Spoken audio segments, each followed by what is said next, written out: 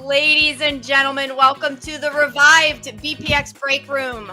I am Jen Kahn, and as always, joined by my partner in crime, the voice, the vibe, the one and only Tex Hooper.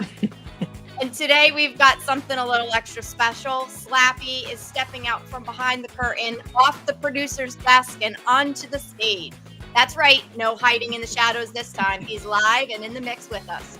Which also means if anything goes wrong today, he can only blame himself. And it's a good thing we've got the full crew because we've got a jam-packed lineup, so loaded with talent, it might take us a minute just to get through all the intros. But when the guest list is this stacked, you don't rush it, you just enjoy it. First up, he is all about clean cuts, clear tips, and card shipping mastery. You've seen him breaking it down step by step in How I Ship My Trading Cards, the one and only AmericanTexan. Then we roll into the queen of expressions, the mastermind behind the Wonders Workshop. From heartfelt storytelling to those signature looks that have become her trademark. She's here fresh off her deep dive into Emma, Rise of the Mythic, Not Dead Yet. And hey, I'm just so excited to finally have another female creator on the show, so it's not just a total boys club. Give it up for CarolinaGirl. Yay! Next up, we've got Bendless, who's here to spotlight Stoneseeker Society, a growing school community built around learning the game, hanging out with passionate players, and creating an engaging play environment. Fresh off the Orlando tournament scene, he's here to bring us up to date and give us all the firsthand insight. Then it's time for Ben from Be a Hero Gaming, tackling the questions we've all been asking. Why are CCGs so expensive? Why is there no product available? He's got all the hot takes and the fire to fuel the roundtable discussion. Ben, welcome. And finally, we close strong with a man who needs no introduction. Not only is he the architect behind ShootStrayt and the upcoming pricing tool for Wonders and Boba singles, he is also the reigning Boba World Champion. Give it up for Bastaton. Yay! Still Bastion, okay. I can't mix real and Discord. It messes with my brain. It's hard enough having to remember one name for everyone, let alone two. Exactly. And then hopefully we'll have Gabe from Shockham Comics join us, and he is here to talk about issue 003. Which is out, not dead yet. It's heating up, and big things are coming with Call of the Stones. So hopefully Gabe will be able to join us as well. But this is the lineup, this is the energy, and this is why BPX Break Room is back. So buckle up, drop your questions in the chat, and let's get rolling. Woo! All right, now that I'm not stepping on Jen's intro, how is everybody? Rocking and rolling. Doing fantastic. Awesome. Couldn't wait for this. All right. All good here. Fantabulous. So I think let's start off with AmericanTexan. Howdy. We were joking before, but I think this is no avatar. No avatar. You guys made me turn it off. I was totally ready. If this is more comfortable for everyone. I was totally ready to get that going, but you guys said turn the camera on, so hey, here we are. I was hoping there'd be a hat. It's in my wife's car. Again, I didn't know y'all were gonna make me be on camera. I would have brought the hat. Your wife's car or your wife's truck? What'd you say? No, my wife's car. She drives. We love America. We love Texas, but when it comes to carting the family around, Toyota Grand Highlander is the car of choice for us. Great. Nice. So Texan, though, you're not too different than the figure I put on Mount Rushmore for the promo for the show. I think actually you were pretty close. You were pretty close. I mean, a lot of people don't know this, but the card Tyros, that was actually they modeled that car after me, but they said they told the AI make muscles a little bit smaller, so it's a little bit more, could fit in the cart a little bit better. But yeah, so American Texan, first of all, is that we see you have it up on your name, youtube.com/@AmericanTexan. Is there anywhere else to get your content, or is that the only place? Yeah, YouTube's the main place. I'm also on X. You can find me there, American Texan 13, because apparently there's 12 other American Texans.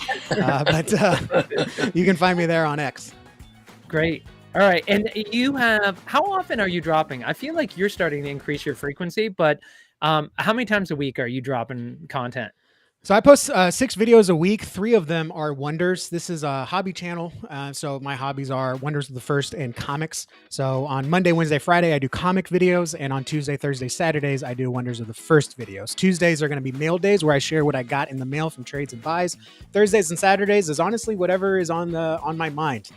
This week is going to be what I think the difference is between investors, collectors, players, and Ben. And he gets his own category there. And then Saturday, I haven't decided yet, but I've got a list of content that I'll film later this week. Tex, Jen, are you guys shocked that when we asked how often he drops it, that without hesitation, without thinking back in his memory, he was like, bang, bang, bang. Like, this is the schedule for my like, I'll be honest, as somebody who watches your content, I just enjoy it.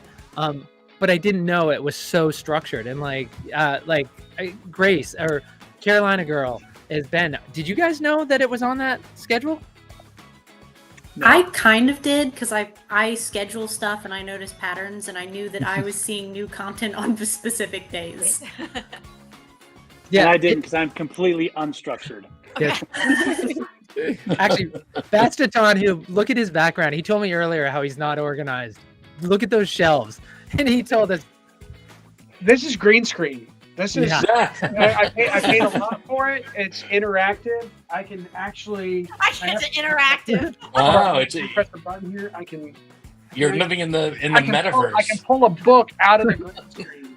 Yeah, AI is changing the world, guys. Yeah, right. God. Bastaton on the cutting edge of technology. Yeah, no, our CFO here, Jason's actually AI generated. He's actually in Maryland right now. I'm in Virginia, and he actually doesn't even know he's on stream right now because I have his camera activated from his laptop. So it sounds like you can pay your CFO a lot less when he's AI. Hey, I just want to give a shout out to Big Rob, BRFTW, and Jay, who's out there watching and commenting. Thanks to everybody, I should say, who's watching. Also, special thanks to those commenting.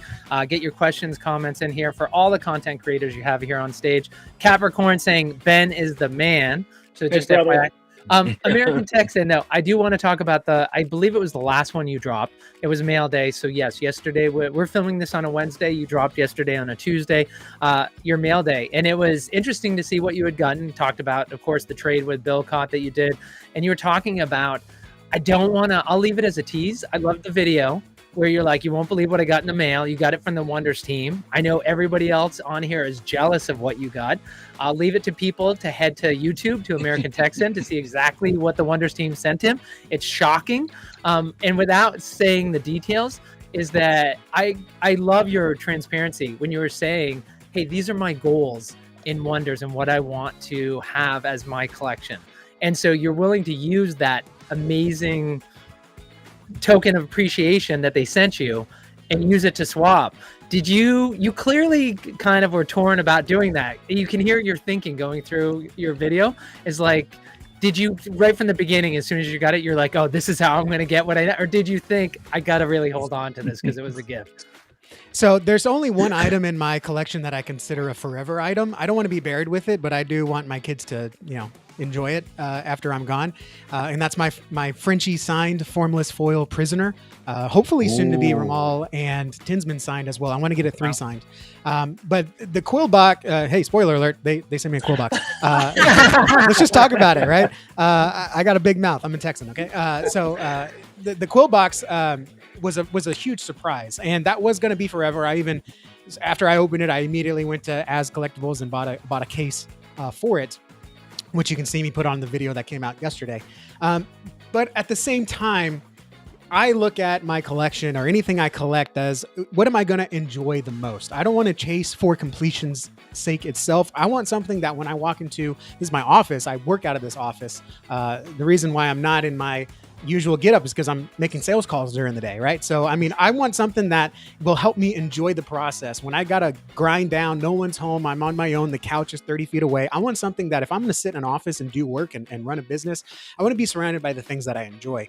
And one of those things is Wonders of the First. And I've got my collection binder right here that if I need to man, I really want to take a nap. I really want to go have an extended lunch, but you know what? I got to dig deep. I got to build this business. I got employees that rely on me. I got a family that relies on me.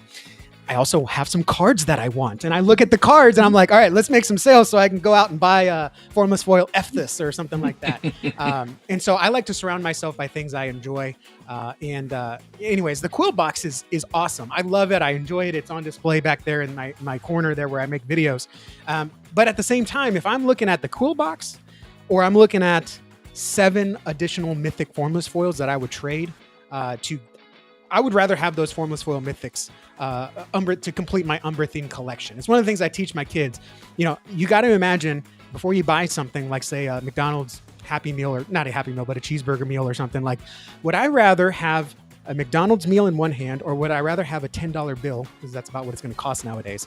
What would I rather have? And it's like, well, I'd rather have the $10 right now. Okay, great. Let's go home and make a sandwich, right? So I look at it the same way. Would I rather have the quill box, or would I rather have a completed Mythic Formless Foil set for Umbra themes that I still need and have a hard time collecting? Because, you know, I can't just go out there and buy everything up.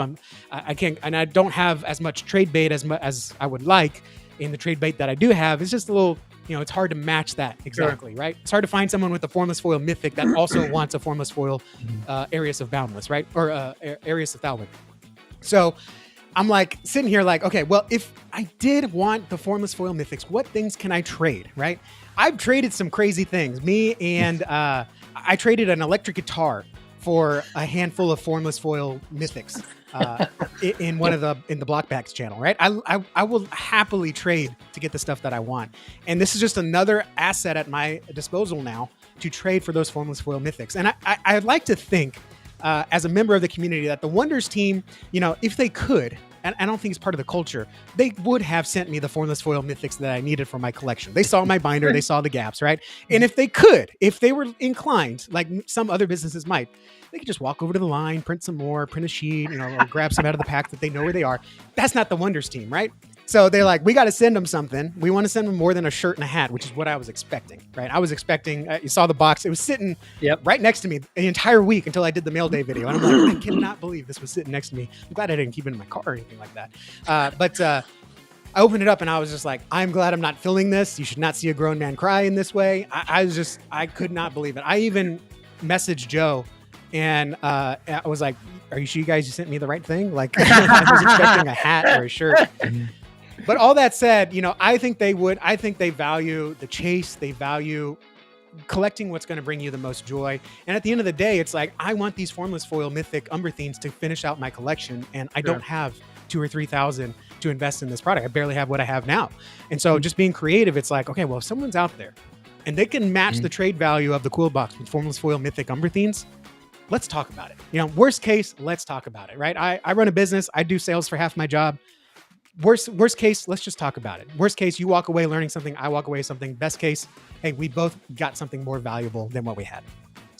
So now, since you've dropped the video, I assume the quill box hasn't been claimed yet. You haven't completed the trade. Has anyone reached out? No, Really? Because part of it, and by the way, let's just admire it here since I'm on camera. You might as well get to admire it. Oh, wait, hold on. Hold on a second. Gorgeous there. Let me put you in. You got my ring light. Oh, hey. Yeah, there we go.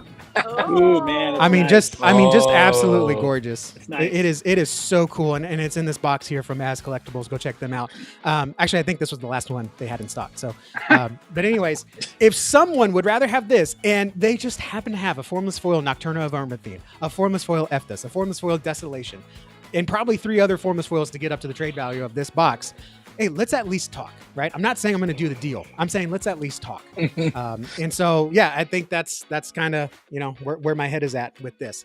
And I don't want cases like I know I could trade this for cases or more boxes or whatever. No, I want the stuff that I want to finish my collection. And at the end of the day, I think the Wonders team would appreciate that. All right. Well, and you mentioned Joe Doug. Joe Doug's here in the audience commenting, said to say hello. So he is definitely hearing you. Also, just want to mention Capricorn mentioned all my favorite people in one place. So he's showing love for everybody in addition to Ben. Want to shout out to Joe who's commenting. Also, Capricorn, American Texan has some advice. He said, you just need to get better at opening packs and you won't have to open as many. So that's his tip of the day, pro tip of the day. American Texan, we were going to move on to Carolina Girl, but you mentioned, what was the next piece you said you're going to be next drop we're looking for, and it's going to be on Thursday, tomorrow? Yeah, investors versus collectors versus players, with a little bit of what speculators and flippers and scalpers. I want to put some definitions behind that. I think we all have our own definitions. I'm going to share my own. Whether it's not very tough. I have a preset idea of. He's got it figured out. Are you going to include Milvek as his own category? No, no. I'll put Ben in his own category. He cracked the code. But no, what is the difference between the two? I think it's good to have a dialogue on what these terms mean. And, if I have an idea of what an investor is versus a collector and someone's like, hey, that's not a collection, that's an investment. It's like, all right, cool. Like, let's talk about that. And maybe I'll come out with a part 2, like, here's how I changed my mind on that. So, that'll be coming out hopefully tomorrow, if not Saturday. And I'll have a different video for tomorrow. Like I said, this is a hobby channel.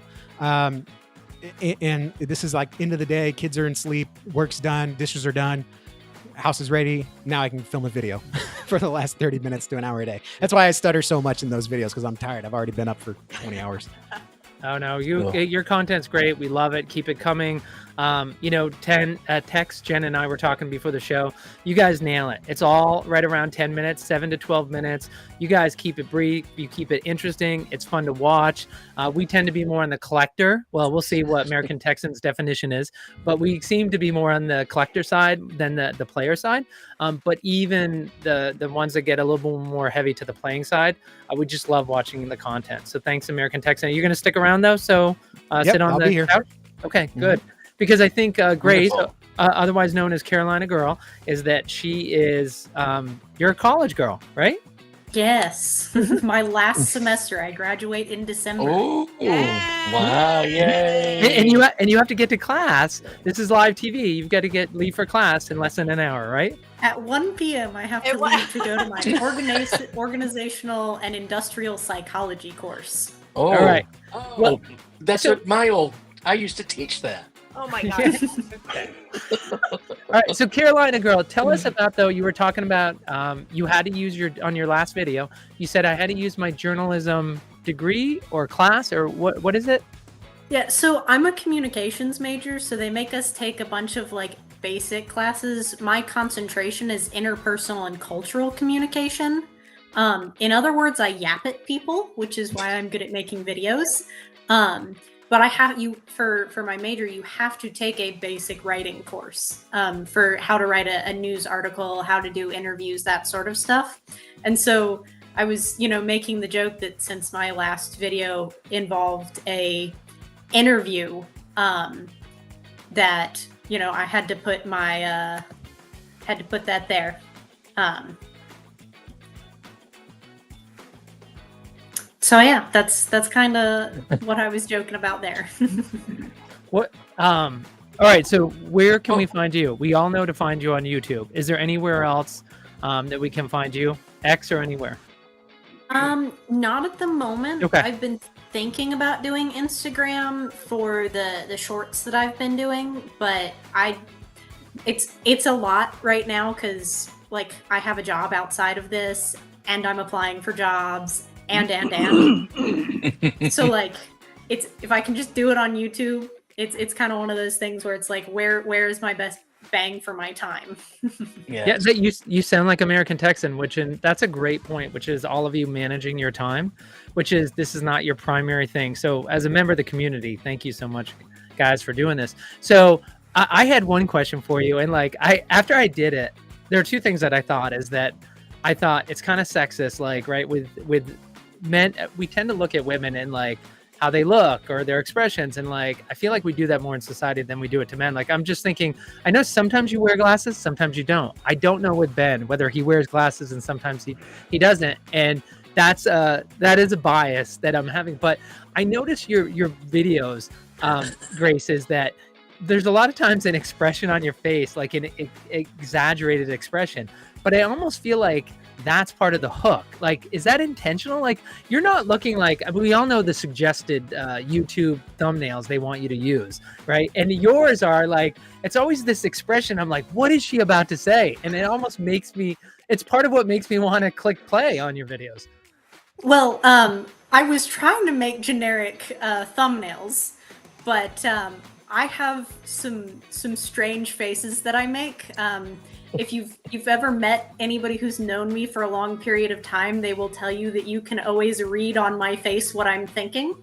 I should never play poker, that sort of thing.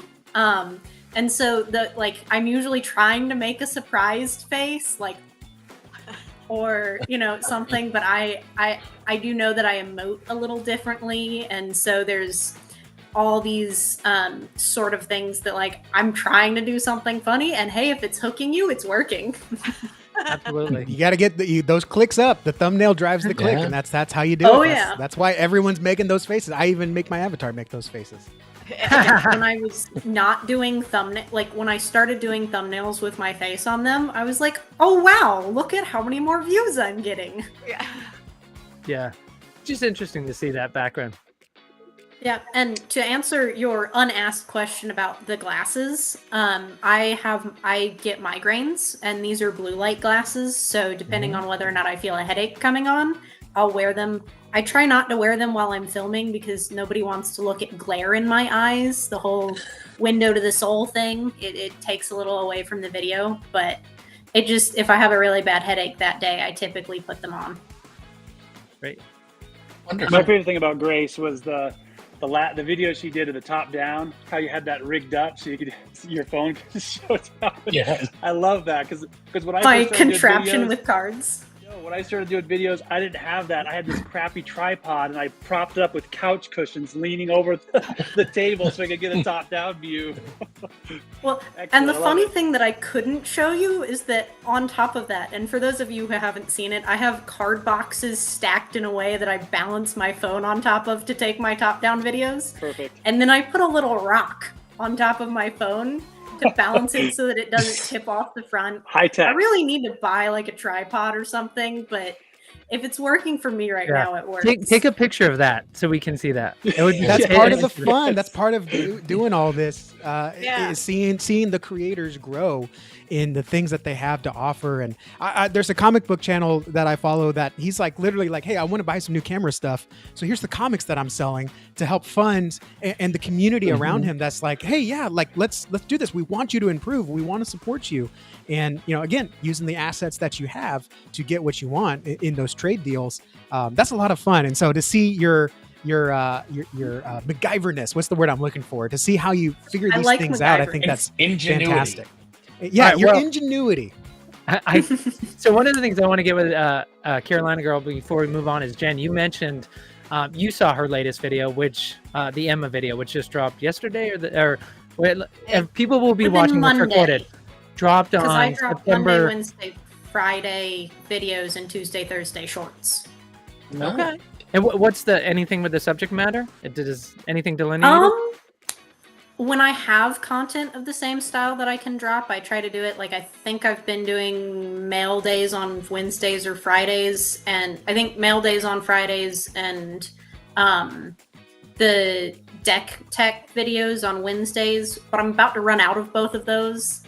So we'll see what happens after that. So if you want to put your address in the chat, people can start sending. I'm kidding. It's like they can start sending you stuff, so that way you don't go bankrupt. But Jen, I'd be leery of some of that stuff. And by the way, I know Gabe from Shockham is going to be here, and after we talk about Emma, maybe we can just talk about Shockham and your work there, and then we can head into Gabe. And then we also have Bendless, who's backstage as well, and he's going to come on and talk about Stoneseeker Society. But Jen, I want to hear about Emma. Thanks, Jen. Yeah. Okay. Max, Jen, your new name. What did I say in the intro, Tex? I'm sorry. Yep. I'll be quiet.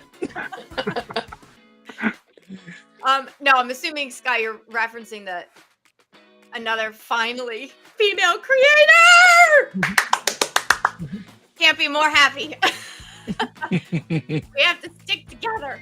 And there's actually, oddly enough, I was thinking the other day, I'm like, you know what? I wonder if we got together and did like a girl gang, you know, just had how many others are out there? Like, there aren't that many, but I know there are some.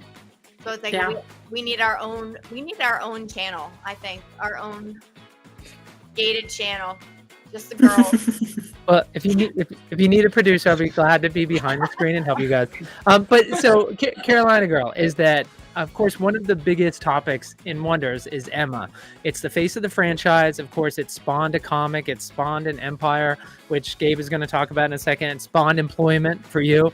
But it goes back to, it was in the uncommon slot in the packs, yet it's a mythic. Yet it seems to appear some people have 20 of them, and then other people are like, how can you have 20 and I have none? So you went, and I don't think we're giving anything away. We can't talk enough about it here, and we're not going to go into the detail you did. But you spoke with the BlockFacts team. You pried information away from them. And what's your takeaway from the Emma story, this card? How rare is it, and should people really be picking it up both to play it and to collect it, based on how rare it is, and maybe how much does the community actually know that right now? So there seems to be a lot of misconceptions in the community about how rare the card actually is, and I don't remember the exact statistics, but Emma is I'm speaking specifically about paper right now, because for all her other printings, she has the exact right numbers that match with the other mythics, to my understanding. But she's still more rare than an epic, and I think only something like 30 to 40% more common than a typical mythic. So I think the reason that we're getting this narrative is because there are some collation errors in the packs. We've seen that with the 2-player starter kits, where we get the 2 packs that are exactly the same. So I think when people see Emma in the uncommon slot, it rains Emma, like typically, because they end up in a bunch of the same cases. So I think that she's more rare than an epic, but definitely a little bit more common than a mythic and paper. And so I think people are sleeping on that a little bit when they're looking at values and collecting right now. Oh, yeah. And the people who sit there and say, I've got 30 of these, how can these be that rare? Isn't it funny? Like, literally people are like, I'm sitting on 30 pounds of platinum. How rare can this be? And it's just like, I just think about all the people who were almost unhappy that they had all these Emmas and didn't, instead of just, you know, that's one of the reasons why I tend to be a hoarder, is that I'm like, I don't know what anything really means. And like the way Frenchie kind of develops everything, you won't know for the future. And the other thing is, I'm not as big of a gamer as you guys, but like what's going to happen with Call of the Stones? Like what's going to happen to these cards already? So it's a nightmare not knowing what could possibly happen to Emma or any card. Like that's why it's hard to let go of anything. Yeah, well, they've said it once and they have said it again and again. Emma is only going to get stronger with Call of the Stones, and I don't think they say that thing. I don't think they say something like that lightly. All right, and I'm not sure if you can answer this, but Jay has a question. It says, I've seen an asking price of $5,000 for an Emma OCM. Do you all think that's a fair price, over or under? This is not financial advice, but would anyone like to? Seems a little high. It seems a little high to me, in my limited knowledge. But I would think maybe in the $2,000-$3,000 range might be a fair starting point. I think it's low. I think it's a $7,500 card. Wow. Really? Oh, I wish I had to sell you. I know. Everything is valued at what people value it. There are things that some people will pay more to have, and things that people will pay less to have. Yeah, I was gonna say, all I know is the typical value of what an OCM, a mythic OCM, is going for is something like between 1,000 and 2,000. And so, however rare we've seen Emmas to be, that reflects in how much people want it. That gives you a value. Emma's better. I believe in one of the early Radish breaks that we did, we had it was an Emma formless foil. It definitely came out of Dragon Box. I'm 90% sure it wasn't an OCM. It's hard thinking about that, but it was a formless foil, and that one I think sold for $1,500.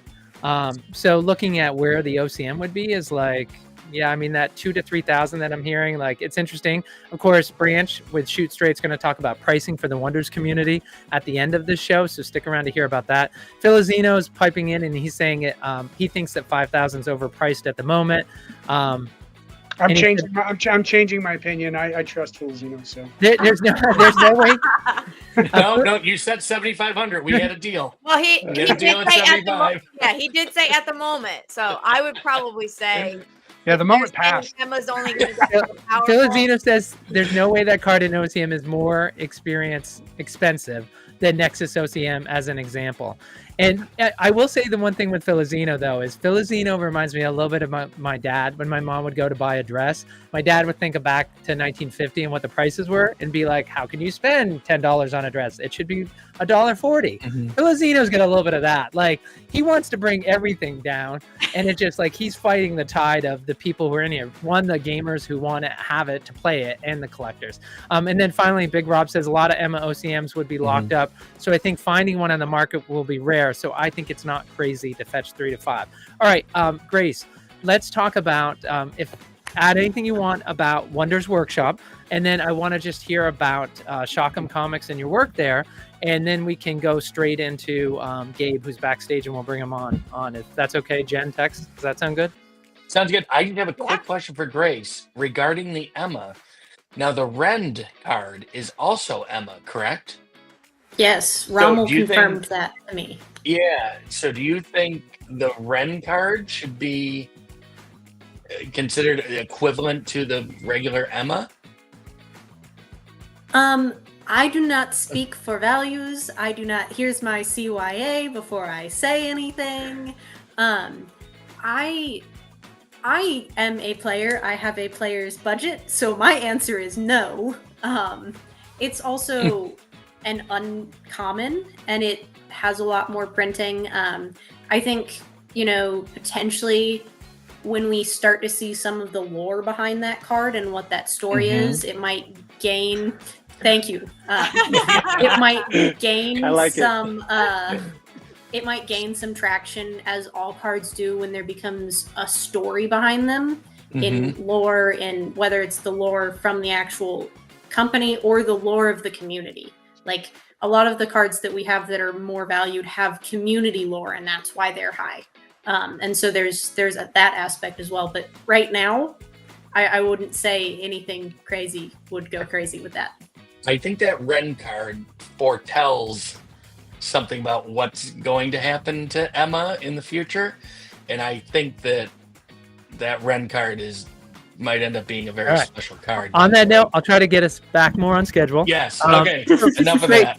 So, Grace, you spent a time working for Shockham Comics, and we won't. We'll let Gabe just explain Shockham Comics, but suffice to say, it focused on a character from the Wonders universe, Emma. And so, what was your role with that organization? So I served as the lead writer. So I wrote the comic scripts. That means describing the pictures, saying who's going to say what, and then handing that off to the illustrator and working with the illustrator to figure out what the best interpretation of what I actually put in the words versus what I meant was, versus how that works in their stylistic art style, how it works in the world as a whole, that sort of thing. Wow, that's great. And that was for which issues? So before I was done working at Shockham, I wrote issues 1 through 6. However, I don't know what changes will be done to 4 through 6 now that I am no longer with the company. So who knows? It may be the same. It may be different. I know Gabe's got a lot of really awesome ideas. Yeah, when you say who knows, Gabe does, and we can bring him on board. By the way, Big Rob, and I'm also going to bring Bendless on just to be on stage. He's going to join right after Gabe, so we'll bring him on as well. And I just want to point out that Big Rob said your poker face is showing now when you were talking before. when Tex asked the question. Thank you, Carolina Girl, found at Wonders Workshop. So check out her content. And then Gabe from Shock'em Comics. Welcome, Gabe. Thanks for joining us. Hello, everybody. How's it going? Gabe, how are you? I'm doing well. Thank you for having me. Can you hear me okay? Excellent. Yeah, you sound great. Yeah. Awesome. Grace, great to see you again. It's been too long.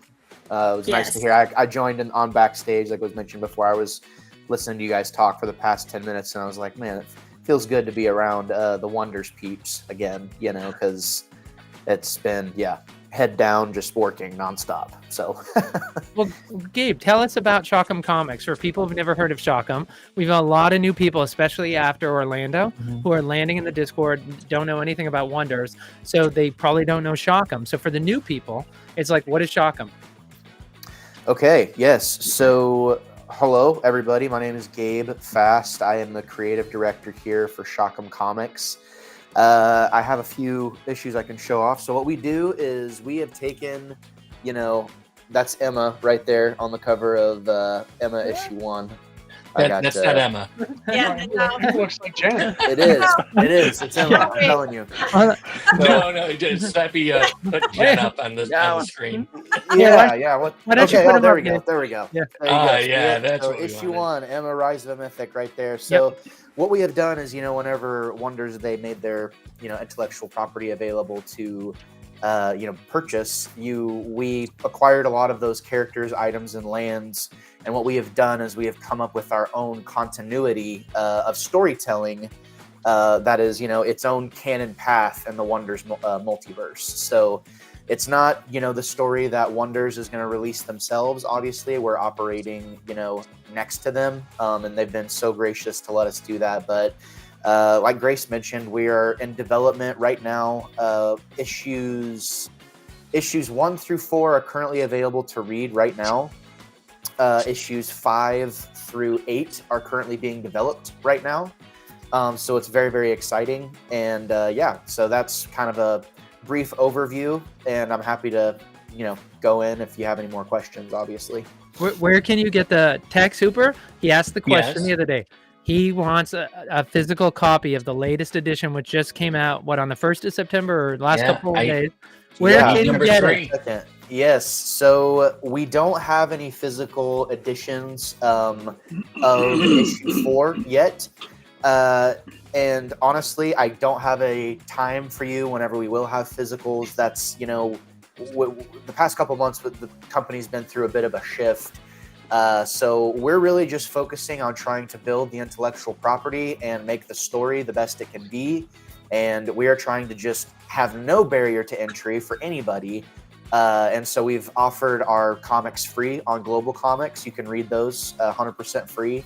And we're really just excited to bring people along and hopefully get them invested in the story. And you know what? If there is enough, buzz and people are actually really clamoring for this thing, you know what? Yeah, we very well may do a physical issue 4. But as of right now, there's no plans to do that. So if you want a physical, issue 4, start talking about it. Start telling people about it. Read it. And Okay. If the data's there, we'll do a limited printing or something. And Gabe, where is 1, 2, and 3? Where can people find the physical copy of 1, 2, and 3? So what you can do is you can go to any of our social media, and there's plenty of places where you can click in our bio, and the shop is right there. We have just like a Shopify account. So I don't have a name of that website. I can look it up really quick if you. No, guys that's want okay. it. But just give us one of your socials. How about Yep. Yeah, go ahead and you can follow us on Shock'em Comics at any platform. Like literally, if you we have enough out there now to where if you search Shock'em Comics, you'll find us. It was actually kind of crazy. I typed in Shock'em Comics the other day into Google, and it gave me like a very accurate description, like talked about who I was and who Emma is, and Grace was mentioned as being the writer for the first every issue that's out, and it's like, okay, if you want to find us, just search Shock'em. You'll be able to find us. Okay, great. And then I think the only one other question we had for you was just you had some major announcements that you just talked about, kind of let the community know what was happening. You kind of talked about it right here, but do you want to do? We're going to move on to Bendless in a second to talk about Stoneseeker Society. But Gabe, what do you want to add anything here for folks who are not in your Discord? Which that's another thing we should mention. You do have a Discord. If people, we'll put that in the chat as well, so people can join your Discord. But do you want to go into any details of what you discussed last week? I think it was. Yeah. So last week we just released our very first Shotgun Bolt. When we were kind of developing it, I think I kind of thought about it like, oh, we should have our own version of like a Nintendo Direct. I've always been a big admirer of like how those presentations are laid out. So that's really what we're trying to do, is kind of create a regular, communication to the public about what we're doing, what's significant. Do we have enough to talk about to warrant one of these? I get a lot of ideas, so I'm always jotting them down on the whiteboard. And I can say with 100% certainty right now, we will be doing another Bolt at the very beginning of October. So if you're interested in following along with what we're doing, I would definitely check that out. But essentially, I've talked about it a little bit. We're moving away from our physical releases for now.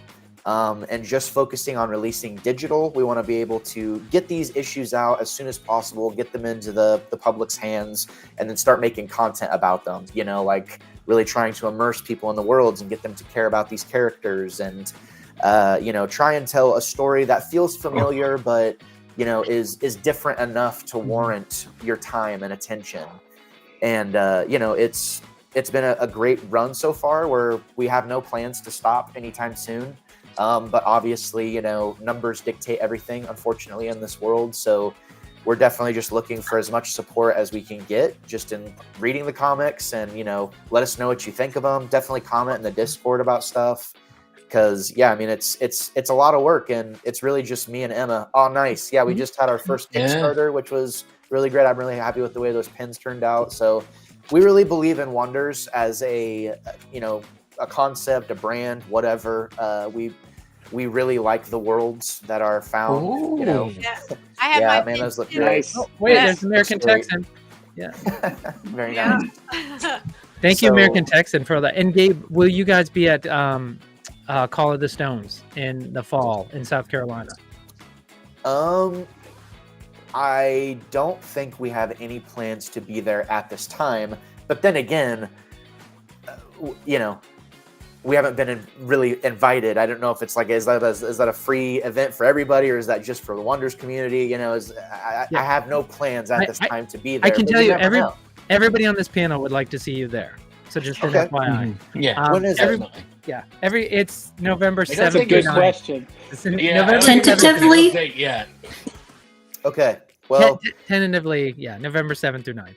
yeah, I'd be lying if I didn't say I would love to be able to catch up with you guys too. And it feels like the shattering was just yesterday, but really it's been quite some time ago. So it would be really nice to reconnect. I have to say, I'm really excited for the new drop with Call of the Stones. I'm really excited to see what the team has in store. And I will say on the record, I don't know if we've ever said this on the record for the first time, if we've ever come out and said this, but we are looking for every opportunity to synergize with Wonders. So, the Rend ability was mentioned, and that sort of thing, as a card. I can tell you with 100% certainty, as a fan of Wonders myself, even though I'm a casual fan, when I saw that card and I saw the way Emma was depicted, I immediately got a million ideas. So that ability will be significant in our comic book series, and that's all I'll say about it at this time. So wanted to kind of follow through there, and I just have to say we're super fired up about what we're doing. Grace left us. She, her and I collaborated for hours and hours on the first, couple arcs of this story. So you'll inevitably, see her thumbprint, on a lot of the stuff we're doing. And I'm really excited to see where it goes in the future. It's very nerve-wracking because there does, it's knowing you guys are watching, it's knowing other people are watching. We definitely want to give as much fan service to the actual source material as we possibly can, and tell a story that really synergizes well with the thing that all of you love so much. So I appreciate you having me on to talk about it. It's definitely a big passion of mine, and it's cool to see other creators doing really cool stuff for Wonders as well. Awesome. Well, Gabe, can you stick around on the couch for a little bit longer? Or? Totally. Yeah, Okay, absolutely. cool. Well, and thank you so much, Gabe, for joining us. But we're going to move on to Bendless, who thank you both for waiting backstage. And again, I just want to thank AmericanTexan, Branch, Ben, Grace for hanging out for this hour. God bless you with Jen. Zoom Tex and time. I. Bendless is that I bet a lot of people are like asking Stoneseeker Society, what is that? So tell us about What is yourself. that? Yeah. It's awesome. So, How's it going, guys? Check 1, 2. Can you hear me? Loud you're and clear. good. Awesome. Yeah, thanks for having me on. So, Stoneseeker Society is something that myself and Felicino decided to start. We started cooking on it in July and had a couple meetings a week, and we really wanted to have and what we call it is a casual and relaxing education-based space for Wonders of the First. So we've been here since kind of the beginning, around the Kickstarter time, and everyone knows that Discord is kind of the main platform as far as where do you go at night after work when it's like I want to take in the game, right? Now we have a lot of the great creators that are on this call coming out, which is tremendous, but for the longest time it had just been a Discord. And as everyone knows, it can get a little bit Wild West in the Discord, and there can be sometimes some things going on in there that rub people the wrong way. And I think we felt like there needed to be a community that started Wonders only, right? Because Discord is so many different things, and Wonders has a section there, which is great. But we wanted something to be a really like just chill education-based space, so that when new people learn the game, it's easy to say, hey, go here. So we use a platform called School, SKOOL. That's a community platform that's gaining a lot of traction and is, I think, going to be huge and like household name very soon. I've been using it for work for a couple of years, and I loved it. And there's a lot of like hobby and like niche communities on there. So I thought it was just a very natural fit. So we talked about it and we came up with the idea. So when you go there, and there's a few on this call that are in the group, you have a community section that's similar to Discord, but a little bit cleaner. And again, it's Wonders only. So each topic has like a conversation thread. So instead of things just going bop, bop, bop, bop, bop, bop, bop, bop, and getting buried, there's very clear defined sections. Like here we talk about gameplay, we talk about this, and then each person can start a post, and that can be seen very clearly, so that if you hop in the end of the day, work break, you missed for a week, you can always hop in and pick right up and say, oh, they're talking about this, and this. I can comment or talk about what I want. So there's that. And then I think the coolest feature there is it is a classroom, much like you'd find if you've taken a college course before online, where we have Wonders 101. And that's a sectioned out classroom style content delivery that we've put together that gets people onboarded to the game. So that's like, we wanted to feel very welcoming, so that when people come in, everyone's kind and respectful, and we moderate that heavily, and we only do, we have to approve people to come in. So that's kind of the quick and dirty. Have you declined anyone who wanted to come in that you know is a troublemaker from Discord? And Not who were yet, they? but we're prepared to. Not yet, but we're prepared to.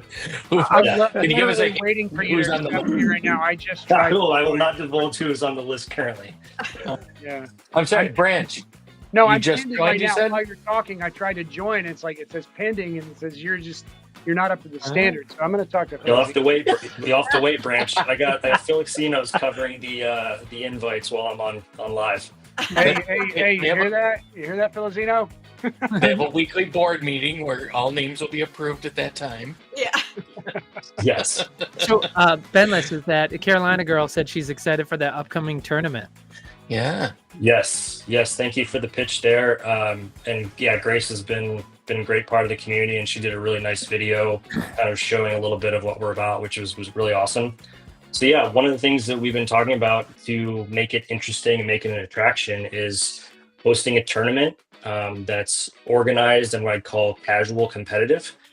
So when I started sending out messages to all my Discord connections from over the last couple of years, kind of saw two segments of people. There was one that are definitely into playing and hang out in the Coliseum and really know the game, and are kind of like really interested in the nuances and the details of it. And then you have this other contingency of people who like the collecting and are excited about the game, and they've kind of maybe played once or twice, or they heard like they're not quite there yet, but they want to learn.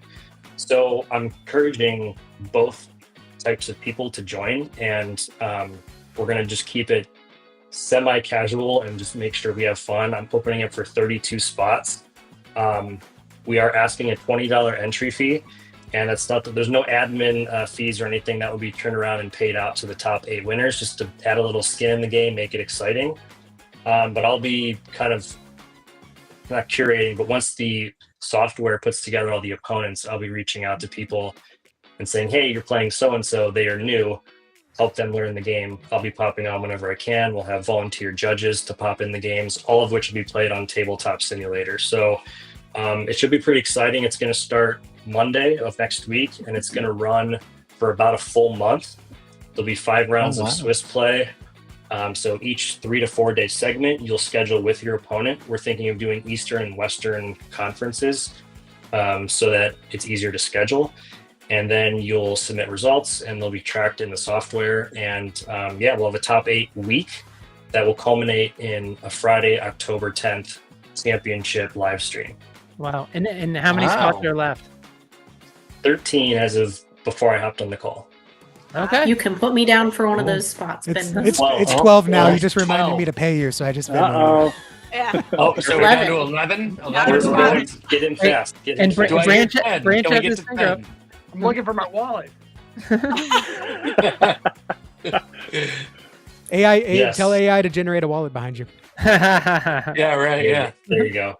Yeah, so it should fill up unless I've tapped most of my network, so we're starting to spread out a little bit now to get whoever's still out there lingering. But I think it'll be a ton of fun, and it's kind of a way that, again, we have a lot of ideas for how to get the community more engaged, but we want to always keep the theme of things being friendly and positive, because again, there's just a certain way we're trying to do things where we want people to be excited to pop in there at night and spend 30 minutes or whatever you have to just soak in what's the latest of the game. We do polls every Monday, which I call the round start poll, and we get people voting on that. We're having like 30 votes each time. And then Wednesdays, we do Wonders Wednesday, which Felicino has run in the past. He's now doing that through school, which has native video hosting. So you can just go right through school, pop on, you're in there. And then Fridays every week, we do like a news update called the Orbital Gazette. So we're trying to get a nice cadence going to where there's always going to be something exciting to talk about. That's awesome. And I know this, of course, is being aired live. Of course, some people might be watching it recorded. But I know, Bendless, you mentioned you had a hard stop too at 1 o'clock. Is there anything? I think you covered everything. Is there anything else you want to say? And you probably can't stick around because we've got Be a Hero Gaming. Ben's going to talk a little bit right after this. And I know he's going to talk about his latest content, which, of course, AmericanTexan is going to get into, but talking about collector versus gamer versus some other things. But anything else you want to add, and can you stick around on the couch, or do you have to go? I can stick around. I'll have to leave the view window. I got to kind of multitask, but I'll definitely want to catch Ben's segment. He's got a great name and he's a good dude. So it's confusing. There's so many Bens, like us two. That's one reason I less added Ben than me. Though. Less, yeah. There you go. Did we talk? I think you might be like a year older than me, so then like you got priority. I can't remember if we already did that. Maybe I dreamt that. I don't know. So. Anyways, yeah, thank you for letting me on. The only other thing I was just going to say is it's typically we send out invites. If you go to school.com and just search Stoneseeker Society, it'll pop up. I also dropped the link in our chat, Slappy, if you wanted to share it. Phyllis could probably drop it in as well. And I mean, we don't have like a FBI background check or anything. We just want to make sure that bots aren't getting in and that that explains why I got in. Yeah. Yeah, I mean, Yes, Bendless. It was on the ticker on the screen. It was put in the comments, Awesome. and then once it goes to a recording, we'll make sure to put it in the actual description. So we'll get it there. Awesome. Yeah, we'd love to have everyone in there. Thanks for the time again, guys. Have a good day. All right, thank you, Bendless. Thanks, man. Yep. Take care. Okay, brother. CarolinaGirl, I really want you to be part of it, but you've got a hard stop in 4 minutes. Are you gonna? You want to stick around for the 4 minutes as we get into it with Ben? Yeah, I figured that I'd stick around, and as terrible as it sounds, at 1 o'clock, I'd do my little bye wave and then just hop off if we all were in the middle of talking. Do the old Irish goodbye. Irish goodbye. Yep. Yeah. Whatever it is, it's not a Franklin goodbye. That takes 3 hours to leave my grandparents' house. All right. So it's let's see. Ben is that would be a hero gaming. Sorry, it's one of the things I got distracted just because they gave us new admin powers where we can do the mirror camera, and I just noticed that, and it's like your poster was backwards, CarolinaGirl, and I found I could actually switch it. Sorry, it's like I squirreled there for a second. Not to take away from You're all good. Ben would be a hero gaming who Ben, it's like it's interesting how you weave a little bit of kind of like you're almost like a life coach, and along with a creator, That's pushing it. That's pushing it, man. If anybody watched your latest video, don't use the word never. You went on and on about don't use the word never, but then you said, well, if you're really principled, these are the times that you admire. I mean, the way you thread the needle. I mean, you just. Can I ask you, Ben, what's your day job? So currently, I've had a whole bunch of careers. Currently, I'm an anesthesia PA. So Really? I drug people, put people to sleep for surgery, and if they're talking too much, I just hit them with a little extra juice. Text, please. But I've had a whole bunch of jobs. It took me a while to find the career that I really love. I didn't know if you were going to say counselor, preacher, or something like that. No. I know. I would have gone a psychiatrist or psychologist for sure. So I will say it's hard because the last couple you did a whole segment just recently about pre-constructed deck, and I know the Wonders team is watching this, and a huge shout out to them. I mean, when you go through that video and you hear your thoughts about it and what you say about Wonders, it's just, again, it's another reason why a lot of us believe the success of this franchise, because they do things so well and so differently than other people. And do you want to comment on that just before we get over to the hot button issue, which filled Discord? I don't think the pre-con decks filled Discord the way collectors versus No, not at all. Not at all. But the thing I actually, that was a real title, and I was really going to do that video about don't buy pre-constructed decks, because I do love the good old days when you had to figure it out on your own. You had to open the packs up and how am I going to structure these combos? How am I going to do this? It was up to you. And so we had tried some Commander decks or Magic, and I was like, I don't want to do that. And I had some, and so I was really going to do a video on don't buy these. And I watched Capricorn's video about the recap of SCG Con, and I thought, man, I am so behind on my standard deck. I got to get to work. How am I going to figure this out? And we looked over on the shelf and saw our Wonders pre-con sitting over there. I was like, maybe let's just a couple of those. So we opened a couple of them up, and I'm like, my mind was blown. I had no idea those combos existed. And me and my kids were just like, okay, you try this deck now. Okay, now you try this one. What about this one versus that one? And we just were going back and forth. And my son introduced you to an orb you never would have played. And I opened Pandora's box. I wish I now and I didn't know there was going to be pre-cons for Call of the Stones. I heard there's going to be 3, I think. And okay. And CarolinaGirl, you commented and you said, I think you were saying like pre-con decks have, well, to a certain extent, Ben, I think you were saying like in the old days before they had pre-con decks, and then CarolinaGirl, you're like, I've only been alive since there have been pre-con decks, so that's just like breathing air, drinking water. Right? Yeah, pre-con decks started in Magic in 2011. I started playing in like 2015 was when I went to my first game store, but I played for a year or two before that. I was in elementary school. I was going to say, was she like 5 or 6 then? Is that? Yeah. Well, I hate to do this, but I've got to hop off. So I hope that y'all have a fantastic rest of your talk. And it was really nice to talk to everyone. And I hope y'all have fantastic rest of your days. Thank you, Carolina Thank you, Girl. Grace. Take care. Wonders Work. Bye. Bye. Now, Ben, I have a question for you. In those Wonders decks, there's secret mythics in those, I believe. Did you hit any of those when you were ripping your decks? So if you've seen some of the other videos, I hate to open this stuff. And that's another issue that I've run into is you open something and you get a good card and you, what else is in here? And you start tearing into the boxes. So no, those I actually bought from someone on the Discord who opened decks looking for those and didn't find them. So they had a set that were already open that I got at a discount. Mine are all still sealed. I haven't opened them yet. But trust me, all of mine are too. That's why I asked, because I haven't seen any of these cards yet, and I want to. Right, and Hey, if you want to send them to me, I'll open them for you. Yeah. You would. I bet you would. That was the tip. It's like not to get. There's plenty of teasers, but in his latest video, he talks about there are treasure hunters who are looking just for those secret mythic texts, and so or certain mythics, and so they will open it. And then they'll close it back up with the mythic included and not the one they want. And then you can buy it, but at a discount. So definitely that's one of the tips that Ben taught there. All right. But I want to get to the hot button issue, which I know has filled the Wonders Discord. And for folks not familiar, Wonders the First does have a Discord, but they talked about, Ben, you did a piece, I think it was two shows ago, but you said, why are CCGs so expensive? Why is there no product available? So do you want to set that up?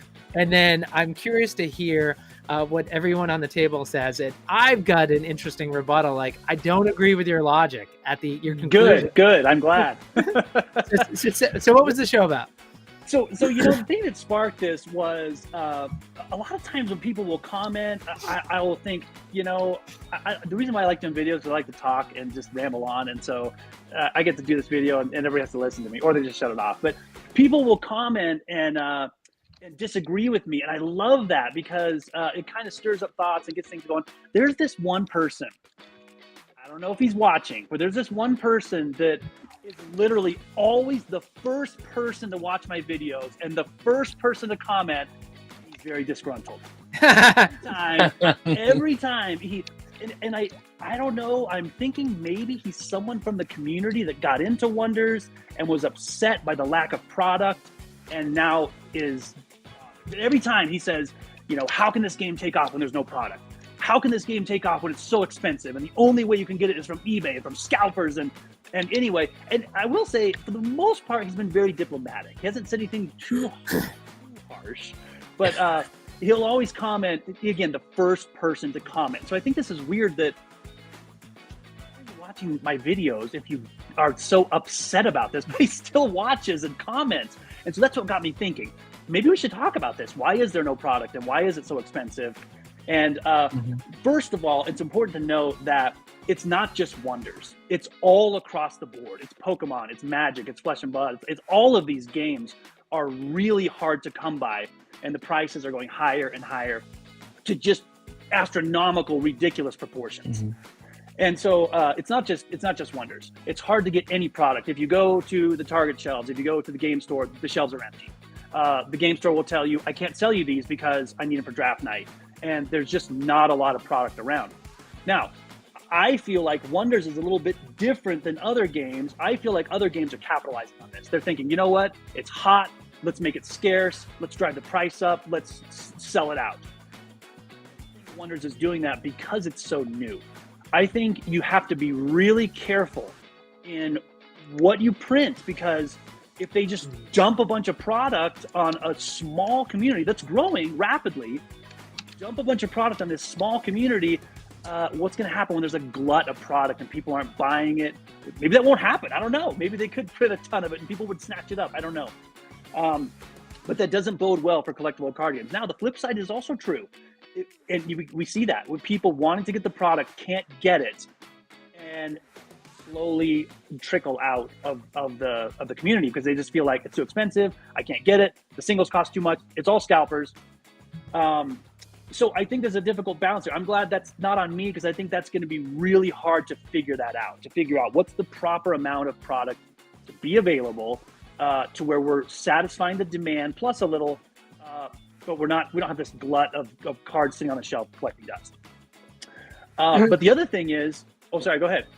Well, so I played TCGs since my early Army days. So mid '90s, I was in the Magic community, and I actually had a conversation recently about this. It probably factors in this. In fact, I think there's a real big lesson learned here. If you followed Magic and you were in with the Alpha and Beta, which I missed that, and if you somehow got in the Arabian Nights and the Antiquities and the Dark and and Legends, I missed that also.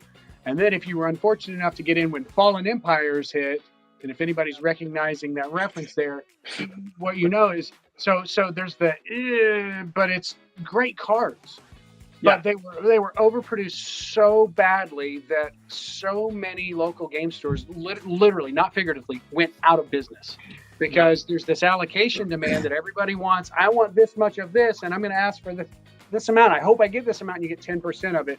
And so then there's next time I'm going to ask for 10 times this, and maybe if I get 10% of it, I'll get what I really need. Well, and that happened with Fallen Empires, and then the print to demand element came about, and then people had 10 times what they needed, and the price bottomed out. And today, Fallen Empires packs are $15, $20, $30 a pack, but you can get them for 35 cents a pack, when right after the market dropped out. So, I think that the pacing is probably pretty good.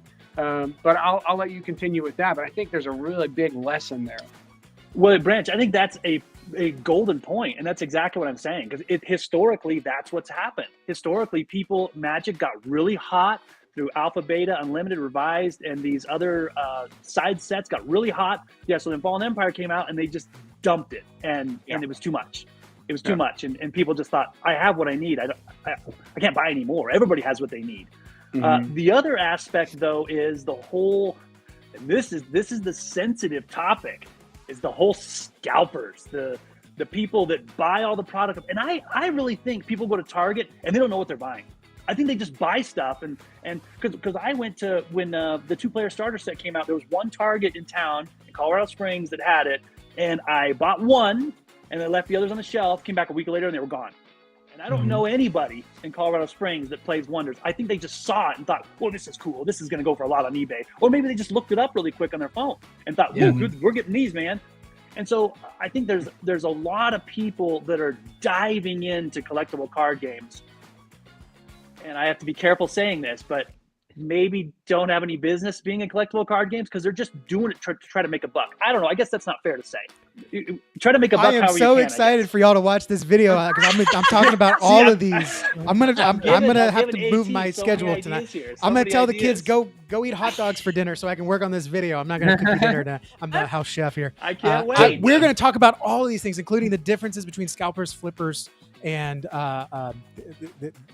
investors, collectors, and players, and all that. So I am super pumped. I got some stuff. Ben, maybe you and I need to do a video too discussing it. Well, and there was a guy in the Discord who said, I'm a flipper. And he said, I buy some stuff and keep some stuff and sell some stuff. I don't know if that's a flipper. I don't know if that's what that is. I feel like you're a collector. You enjoy the game, so you're buying it, and maybe you play. Maybe you're a player too. You play, and then you have some extra product that you're not going to use it. You sell it to people. I don't think, but anyway, so you get kind of into the weeds with this. But I'm talking about people that purely don't have any idea about how to play the game, what the cards are worth, the singles. They don't know anything about it. They just know it's hot. And right now, it's collectible card games, tradable card. That's what's hot. And so all these people that have money, they just think, man, people are 2, 4, 5, 10x in their money in this stuff. So I'm going to buy anything I can, and I'm going to sell it next week, or I'm going to sell it in 2 weeks. And this has gone on for a long time. Historically, it doesn't last this long. And so it's weird how long it's gone on for, because usually it'll go for a few months or a year, and then it'll kind of bottom will drop. But it's been like 18 plus months that this has been going on, that people are just, it's being hyped and hyped and hyped. And it worries me a little bit that, it's going to come crashing down. I hope it doesn't. Do you think that part of the reason for that is because there's been so much released and so many various sets, like Lord of the Rings set, the SpongeBob set, the I know there's been several others. Do you think that's part of it? Is they're branching out into all these different categories and trying to attract so many different people from so many different areas? So that's a separate topic that I also have strong feelings about. If you see some of my other videos, but I like Magic the Gathering. That's what I like. That's what I grew up playing. That's what I play. That's what I like. Universes Beyond stuff. But it sells, and so yes, I think you're right. It sells, and so they tried it out with Dungeons and Dragons. They tried it out with Lord of the Rings, and it was hot, and Warhammer 40K, and so it just blew up. So they thought, what else can we get?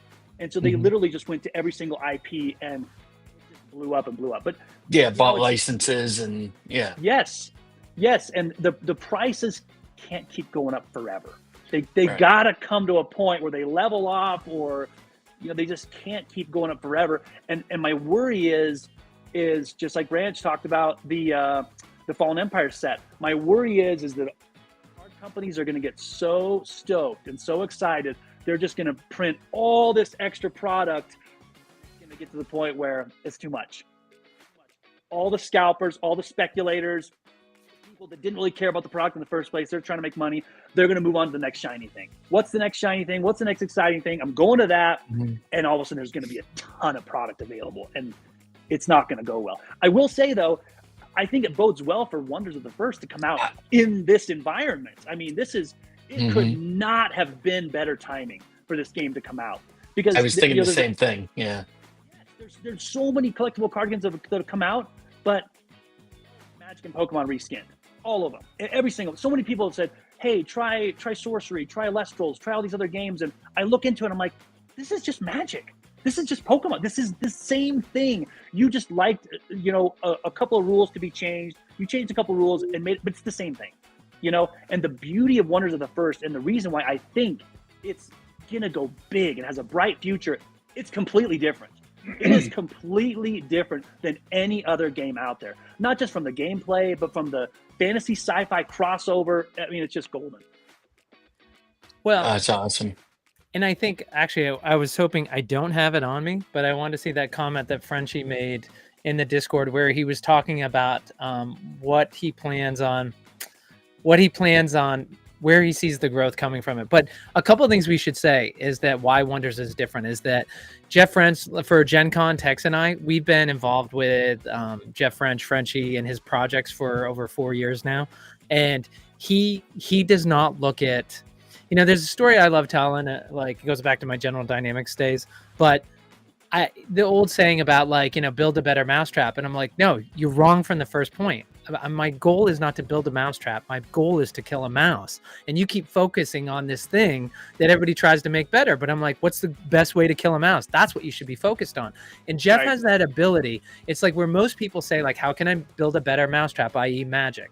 Is Jeff is like, nope, let me see. What do I want to do? I want to make people excited. I want people to have fun. Okay, and then I'm going to do it in this. How do I do it? And he doesn't look at how other things are done. So let's be clear about a couple things. Is that absolutely, Capricorn just had a comment up where he said, his comment exactly was, keep the collector boosters scarce, but the play boosters abundant. We need constant access to play boosters for weekly limited events to grow the games. So there's truth to that. But what people have to understand too is when they released Wonders of the First, they had no idea how it was going to land. And I've never heard Jeff say this, but if I had a bet, I bet depending on how it landed, you would have seen a complete overhaul and a revamp, and it would have been tweaked before they came out with a bigger production. The other thing is this is somebody's money. This isn't a big corporation. This is, I'm sure Frenchie has his partners, but this isn't a big corporation. So before they spend all this money and just say, we know it's going to be a success, here's the first outlay, then the next outlay, or we have no idea what the demand is and we're just going to make enough. So there's just no way of knowing that. So they brought it out. They saw the demands there. But of course, with TCGs, this is very different than other things, is that gamers are they're very rabid. And so if they find out that they love a game and they cannot get it, you risk the chance of turning that person off for life. They will never go back because they feel like they were slighted somehow. It's like it's different than another commodity. So I think with the reason why we're all frustrated is because we want that product to get in the hands of the people who keep showing up daily. And I think what we're going to see, they landed the product, they landed it the way they want. I think it exceeded their expectations. And I think the Wonders team coming out with the Call of the Stones, I think they're going to have that. Now, Frenchie alluded with a comment where he said, listen, you're going to see growth. That you're going to see growth in this. The player base is going to go because he knows that the collector base can't sustain this. It needs to be a player base. Right. And Frenchie made a point of saying it is not going to be grassroots driven. He's going to do something to push it. And you can see, he got this on the game circuit. He's put thousands of dollars of prize money into it. And of course, people keep talking about the chicken and egg. It's like, well, you can't have these tournaments in this world championship if you don't have people playing at the LGSs. But conversely, can you get people playing at the LGSs if there's not something to play for? That's great that I play at my local store, but what am I going to do with it afterwards? So what's really hard is this is definitely the painful part. And the only thing I'd say is, like, when I watched your video, it was thought provoking, but in the end where you talked about with Wonders, that it might be like other ones where they're going to increase the supply. And so what's going to happen is you're going to see the scalpers who are going to say, well, I can't make my money here anymore. They're just going to dump what they have. And so it will bring prices back down. Frenchie is what people should know is Frenchie is a collector first. He is not a gamer. He respects the gamer culture. He brought in Brian Tinsman, the head game designer at Magic. So he absolutely believes in gamer. Frenchie wants the two to be married equally.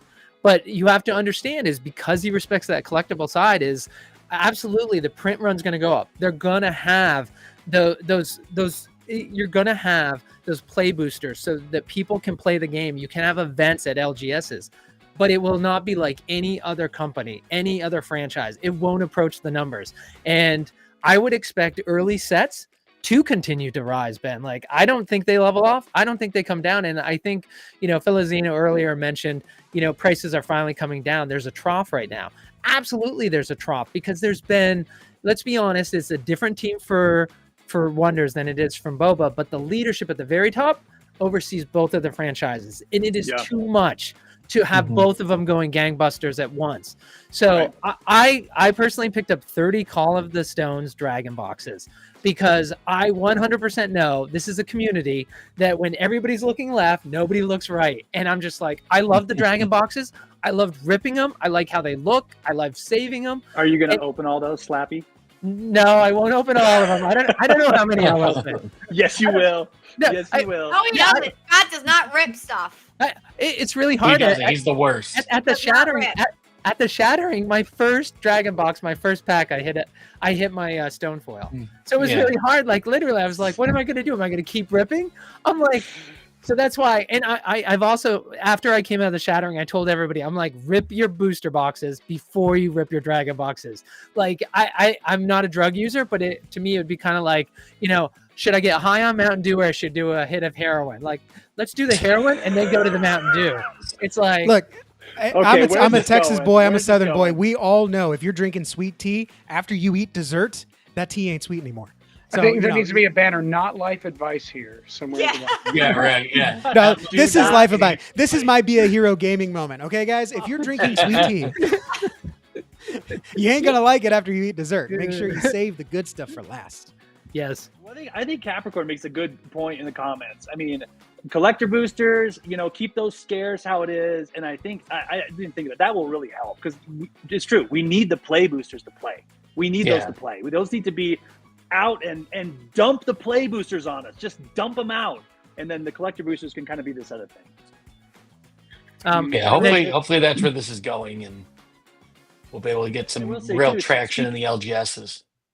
Speaking of Jeff, is so when I first again, Facebook totally knows how to advertise to me. I scroll through Facebook and it's like literally Kickstarter after Kickstarter after Kickstarter. I mean, like all these games and have you tried this game, buddy? Because they know what I click on. And I just remember the day I scrolled down and saw Wonder of the First, and I was like, I just saw these cards. I'm like, those cards look really cool. And I've seen tons of collectible card games. Clicked on it, scrolled through, checked out the rules. That looked dumb. And I see Wonder of the First, and I thought, man, those cards look cool. I click on it, go to the link, no reprints. I think, is that possible? Can that be done? No reprints? And I see, like, we want to make a game equal for collectors and players. I'm like, wait, that's me. wait, hang on a second here. And the more I dove into it, I just realized, man, this game looks awesome. And the sealing event for me was when I learned about Jeff and the team. When I kind of got to know who he was and his goals, and I just thought, wow, man, there is no way this game cannot just explode. Because so many of these games are created by, like me, some dude in the basement who, I'm going to make a collectible card game, and I got $5,000. Here we go, and it's just, and I'm just going to change Magic. No, it just doesn't work like that. And man, when I saw that, how cool the game looked, and then when I saw the team, it was just like, there's no way this game can't just go haywire. I have a question for AmericanTexan and Ben. If you could give, if say Frenchie came to you and he said, what is one thing you think we should do with, Wonders moving forward to help get more people in? What would? Well, but you never know. If he ever asked, is there one thing you think? Yeah, for both of you that they could do that they're not doing, or they could do better. And Gabe and Branch, we'll come to you after those two. Yeah. I'll let Ben go first. No, I go first. I don't have anything, right? I'm a player. I'm a minor collector. I don't have anything. I've got some thoughts. I've got some feedback, but I don't have anything that's like, I would love to see this and you'll win this way, right? I mean, I felt the same way as Ben, right? I run a business. I run 2 agencies. One of the things that we always look for is who is the leadership behind this, right? You look at Kickstarter, you look at all of these crowdfunding sites, and you see 2 kinds of people. You see the kind of people that Frenchie and his team are, which are, we're going to launch this way because we believe it's the most economically efficient. We already have the backers from the Block Packs community and the people that were already in Boba that are also jumping into Wonders.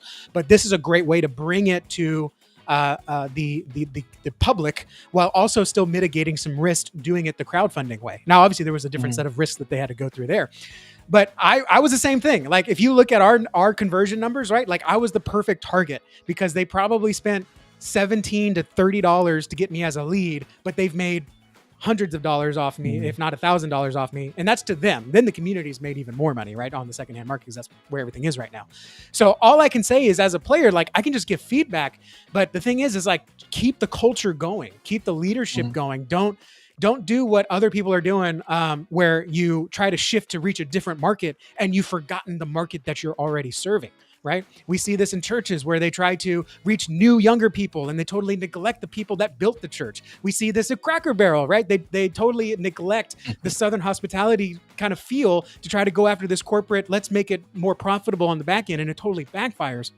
That's the only thing that it's like, I want to see the team, I want to see the passion, I want to see it continue to grow, but maintain that culture that they already have. And I don't think that's a concern. That's not even a piece of advice or like, let's change this. Like, no, let's keep it going. The only feedback I have, really, because I want to do a video of 3 things that I want to change in Wonders, or I want to see Wonders do. But it has nothing to do with like running the business, because I think that's operating at full capacity. And I think they're doing a fantastic job. The only thing that I want to see is, we talked about the 2-player starter sets. I think it was a mistake to put collector booster packs inside those starter sets, because who's going to buy it? The collectors, right? They were buying it for the packs and then just selling off or holding on to the player packs. We need player boosters in the 2-player starter set. And that really came down to a logistic thing. And I hope it's not the case if we do more 2-player starter sets for Call of the Stones. Put player packs in there. That will keep the supply with the players rather than collectors just buying it. It's like going to a garage sale and I see a stack of comics in a milk crate and there's only one that I want. And I know I'm going to be able to sell that for $40, $50, but I got to buy the whole crate. So I'm going to buy the whole crate. And guess what? No one else is going to read those comics, because those other comics are just going to go in a long box in my closet. But so I think I want to see that. That's the only thing that I would say, like, that's the one change I would like to see. But I think they did that just so if the 2-player starters that were sitting around, people would want to buy them. I think that was the reason why. So there's something in these, if it was just 2-player starter sets and play boosters, I don't know if they would have been as hot, but you're right. Collectors bought them.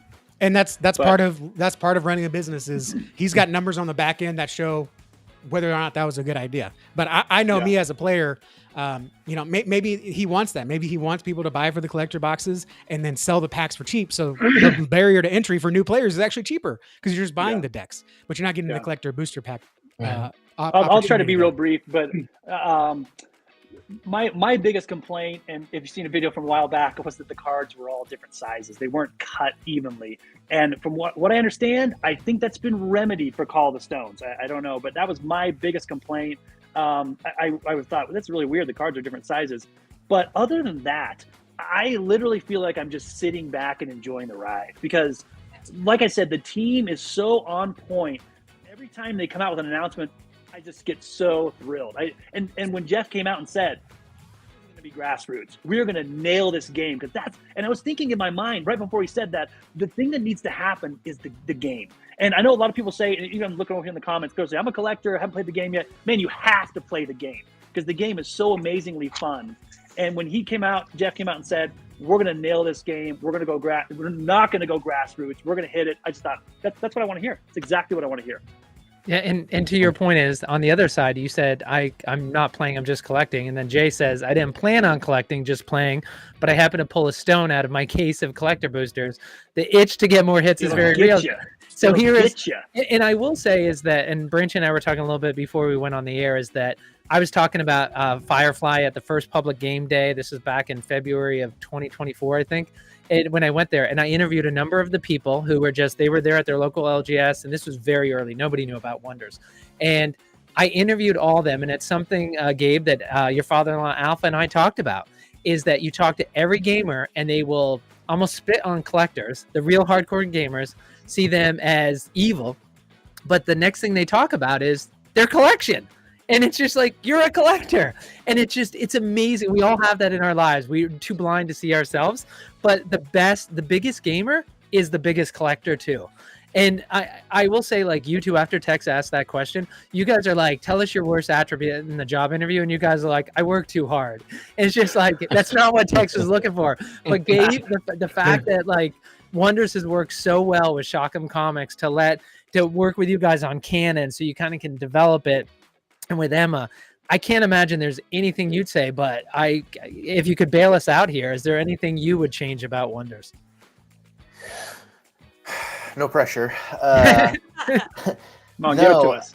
So I will tell you, I'm not really a gamer, tabletop gamer. I never have been. I collected Pokemon cards whenever I was a kid. I have a binder right back here that I have as a touchstone to my past. I love buying and selling cards. Obviously, I've done that in the past, but I've never been much of a gamer until I tried Wonders. And, it was like accessing a new part of my brain, trying to learn how to play a game like this for the first time. But I have to say, like, it was sort of shockingly easy to pick up. And, you're at the Shattering, you're kind of playing this thing and you're learning as you're going. Grace totally kicked my butt whenever we played. And I have to say, after a game or two, it's like, oh, I want to play this more. I couldn't get enough of it. Like, I just wanted to keep playing. So I think I wouldn't say I would change anything. I have to agree with what Texan said. Continue doing what you're doing. Maybe have some content out there that is really, really like, it's almost like talking to a third grader easy on how to play the game and what some of these terms mean. And, getting some content out there that, like, simplifies it. I know there is content out there right now, and no shade to that, but some of it is kind of hard to follow as someone that did try and get into it. So I would say just, continue developing, making it easy for people to, like, latch on and jump on. Mm-hmm. And, what we're doing at Shotgun, we definitely want to give a story that can do the cards justice, basically, is kind of what we're always trying to do, is like, regardless of how you view the characters or the game or whatever, it's like when you see the card and you see what we're doing, are you able to kind of bridge the gap yourself and get invested in what's going on? So I don't really have anything to change. I would just say keep doing what you're doing. It's really fun to watch. And Bastaton, did you have any thought? Well, a lot of my thoughts about this overlap with Boba, but for the right reasons. I think Scott and I talked ahead of time, and he's going to champion Wonders, and I'm going to champion Boba, for obvious reasons. But there's you are the champ. So literally.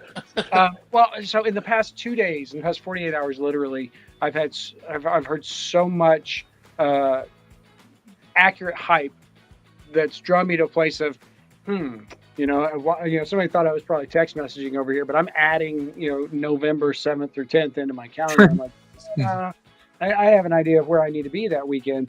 But so the gameplay and the way that it's so let me make the transition really from Bubba. My 8-year-old son was sitting at his match for the Madness in Wonders. Boba. And by the way, I'm sure nobody doesn't know how to play Boba because it's war, so to speak. But it's not. It's chess. And I talked to my 10-year-old, my 8-year-old on the drive up to the National, where I told them, hey guys, I'm thinking about this strategy for my play. They didn't know I was talking about for their play. And I gave it to them and they were like, okay, yeah, this works. And then when they got ready to play, we had a teammate that was ready to help my 8-year-old. He's like, I got it. And I think I talked about this in one of our earlier interviews. I know what I'm doing. I think I know what you're doing. And there's a dynamic that's more than just flip cards. It's war. It's like, I need to position my things in a way that's like, okay, there's another level to it. But at its core, it's really just flip cards. And so when Gabe talks about, I hear about this game and I'm like, I understand this right away. And I really want to play it more. I'm enticed to get into something that, and I saw some comment before about, I've been playing Magic since 1994. Hey, I hear you, brother. I've been there. And the thing that happened in that game was it's very good, and then it broke down with the community. In this, the community is not breaking down. The community is the reason people are staying attracted to it. And I think that the overlap between Boba and Wonders is identical. People are looking for something that's fresh and got people ready to give to each other. Well, that actually speaks to where I disagree with, unless somebody ultimately spun around and said the same thing, but where you got these collector's packs inside of these player packs. Well, I've got over here in my inventory, absolutely. I get those player sets, and I'm like, "There's my knife. Let me open this up. Let me take that pack out of there. Let me open it. Let me see if I hit something that I couldn't have resisted." But I'm also instantly going to give away that player set to somebody who's like, "How do you play?" I was like, "Well, you know what? The stuff I'm mailing you, I'm putting one of these in there for you." And so they're not losing value there. They're in fact increasing the player base from the collector base. And so it's a weird dynamic, but everybody wants to give stuff away. They're like, I don't need this. I've got all these stuff I can play, but I need somebody else to be able to be there. So, I don't think any of that has anything to do with what makes Wonders or Boba better. Honestly, I'm like, leave that exactly the way it is. The marketing of this is something that I think it's well warned by things that have failed in the past. I will say, and I love it that there's passionate debate on both sides of this, to where I think that Wonders is going to be the thing that breaks the mold. And I completely disagree. I think that Wonders is going to come right behind Boba breaking the mold. No. No. And here's the reason. I think that Wonders, and I'm going to learn to play it. And maybe I'll change my mind. Maybe I'll get there. But I'm yet. Come on, man. That's the reason that I make this point. I have thousands of dollars invested in Wonders. I love it. It's beautiful. It's amazing. It's cool. And I have a not correctly stated number of dollars invested in both. And I can tell you a little bit more. A little bit more. I have a little bit more. A little bit more. And I can tell you that as soon as my kids got involved, they're like, I'm all in. I'm playing this game. I'm doing this. And the dynamics, I'm familiar enough. Filizino, ironically, has actually been kind of bringing me into the fold, teaching me a little bit about the game. I think both games are going to be incredibly playable. But one of them is instantly going to suck in the family. And my wife hates TCGs, and she's just, it's all she can do not to cuss us, until we really pulled her in. And now she's like, I can maybe help with mailing if that's something that needs to come up. Or, you know what? Yes, I will open these packs with you boys. And so I know that dynamic permeates both layers, but one is definitely going to just pull in. I can justify doing this because when I tell my wife I'm doing this, she sees me doing it with the kids. And so I'm allowed to invest a little bit more.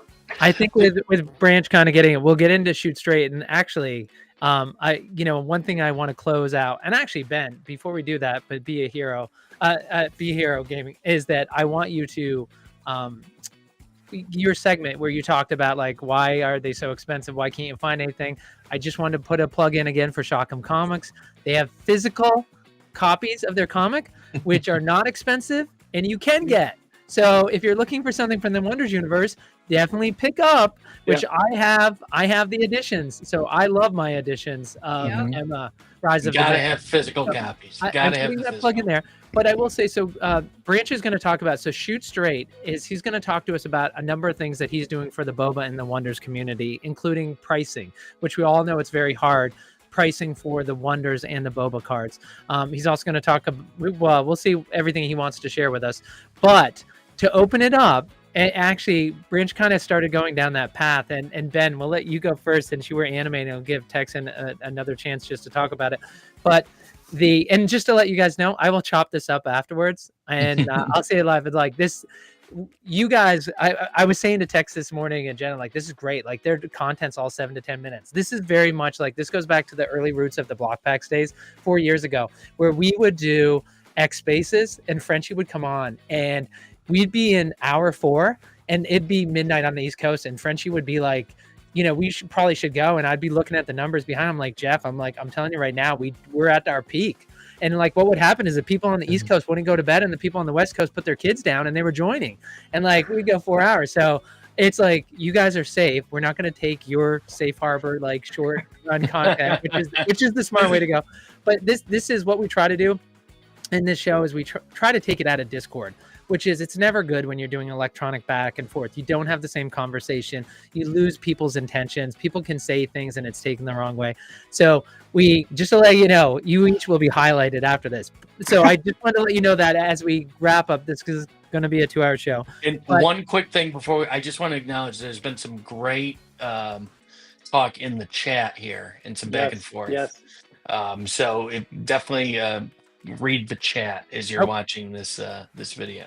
All right, let me set it up, Tex, and then I'll let you read the chat. So one of the things that Branch and I talked about, and I get taken to mean that I'm somehow not pro Boba. I am very pro Boba. I'm very high on Boba. But as Galileo and Branch and everyone knows, is if you ask me which has a greater chance to succeed, Wonders or Boba, I without hesitation will say Wonders. I say it every time, and I'm not a huge gamer, but I also was at that first public game day in February 2024. I was at the first Winter Brawl for Boba. I've watched these things, how they unfold, and I have my views. I can't remember. Was it you, AmericanTexan, or was it Oz? It was calling out somebody in the Discord for saying, stop stating things like they're facts. That's your opinion. It's like, I have my opinion about why I think Wonders is. So I'd love to hear from you guys on that before we actually get into ShootStrayt. And with that said, while you guys think about that, is that Tex, do you want to hit the comments? Yeah, there was just some great conversation between Capricorn and Blaze and Porglet. They were just having throwing out some ideas, and they brought up some pretty good points. I mean, it's a lot here to read. I'll leave the audience to read for themselves, but I just wanted to make sure people were aware that there was some great talk in the chat. And I do want to go ahead and take a look at that. To your point is, we'll highlight, I put it up on the screen, but it's worth mentioning as well, which Capricorn, everybody knows, he's certainly one of, and by the way, credit to Capricorn. He couldn't work out for him to be here. He was gracious, just like everybody else was going to come on, but he had another engagement, but he looks forward to coming on again in the future. So obviously he's a great content creator. Should have mentioned that in the beginning. Thank you for watching live. But Capricorn, I think when he says it's actually better as a game than as a collectible, which is not knocking it as a collectible because they nailed it in that respect, but it's the best game in existence. This coming from a guy that has played MTG since 1994 and never thought it could ever be topped. So that kind of started the conversation. Then yes, to your point with Blaze and Porklet, appreciate not only the audience who's been watching, but also the great comments that you guys have there. I'll tell you what, Tex, what I'm going to do is I'm going to throw it up on the screen next to us so folks can also see that while they're watching it.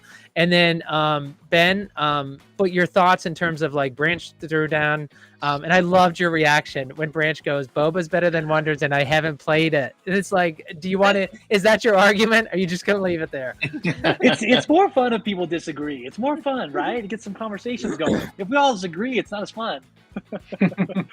I agree. Well, Yeah. well, I will say, Boba's best. Boba's best. good. Well, No. a couple points real quick. Capricorn makes a very good point in that I thought Magic couldn't be topped. I thought it's just going to be king of the world forever. But there was a couple of gripes I had with it, and I won't name all, but there's a bunch of things that would bother me about the game. And Wonders fixed all of those. All of those things were fixed with Wonders. The biggest one being, if someone has a big play, the game's over. There's not much you can do. And it took me a while to wrap my head around the fact that when I'm playing Wonders, if someone takes one realm, forget about that. There's 6 others you can go after. You don't have to worry about that one. Fine, you can have that one. I'll go after these others. So the game is amazing. And if you're a collector and you haven't tried the game yet, you've got to try it out. But I'll also say, you can see over here that I have dabbled in Boba a little bit.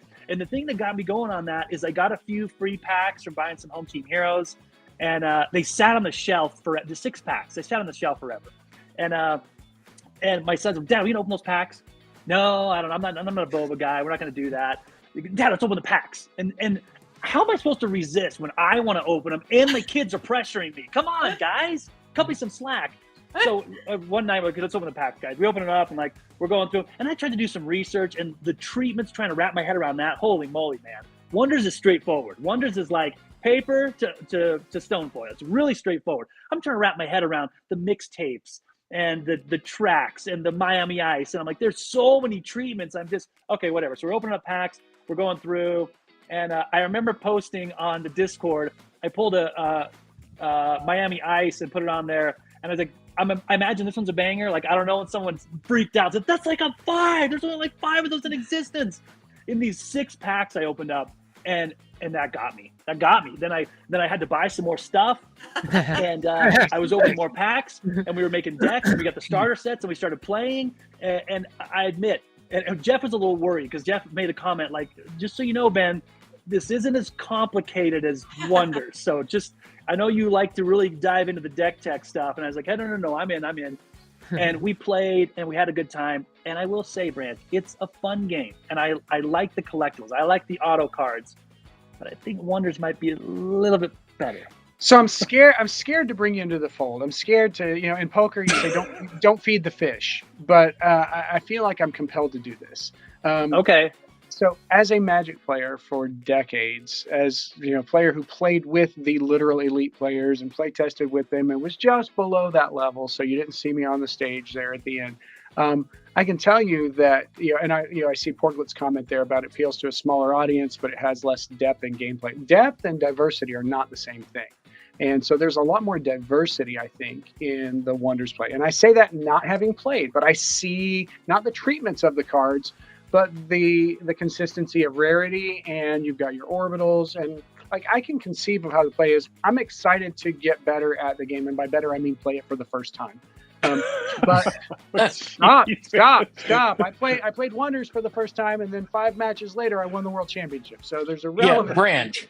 You can't win both. You can't be the champ in Wonders. Back off, your man. mouth. Back off. It's one or the other. Come on, You can't stay in your lane. That's what I was just gonna say. Stay in your lane. I want you to know that there's a lot of room for sharing love here. I can win and give credit to everybody in both of these games. So, but what I want you to know is the depth that is with Boba is far more akin to the Magic game. Doesn't seem like, because you're looking at the cards and these look like Magic cards and these look like a sports Pokemon. And they just don't have text, so it's even better. I don't even have to read anything. I know that a 165 beats a 145. Wait, no, I'm actually playing Apex. I know that a 150 beats a 135. So, but there is so much more to there's a poker element with Boba that cannot exist in any other environment.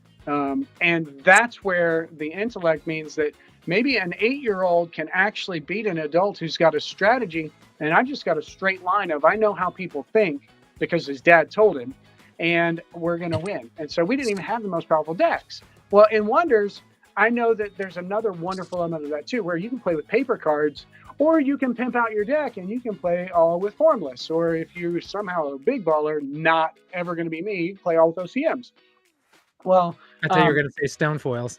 Play with all stone foils. No. So you get on my level with one of ones and boba, and then we'll talk stone foils. But thank you. Actually, Branch, Broughton had a comment, which is from what I hear, boba is more a pay to win experience. Would you say completely false? Completely false. And I will use Seatown as an example. Seatown went to the first region. No, so I will tell you that I probably had the most expensive deck at the national. Not boasting there, but like the reason is I'm a collector. So I put the best treatments of cards and I had a full deck. I didn't have to cut back on anything to play the deck that was going to win. Now I will tell you this too though. Seatown had a more tuned deck when I beat him, and just there are a lot of elements that can fall to chance. But that's going to be the same thing with Wonders. I mean, I know that when I got my first tabletop experience that I didn't finish playing, that it was like, yeah, I got to mulligan 3 of these cards because I don't even have a land. Well, the same variability is going to apply across every game. Otherwise, why play it? It's like, here, grab a quarter. Let's see who gets heads and who gets tails.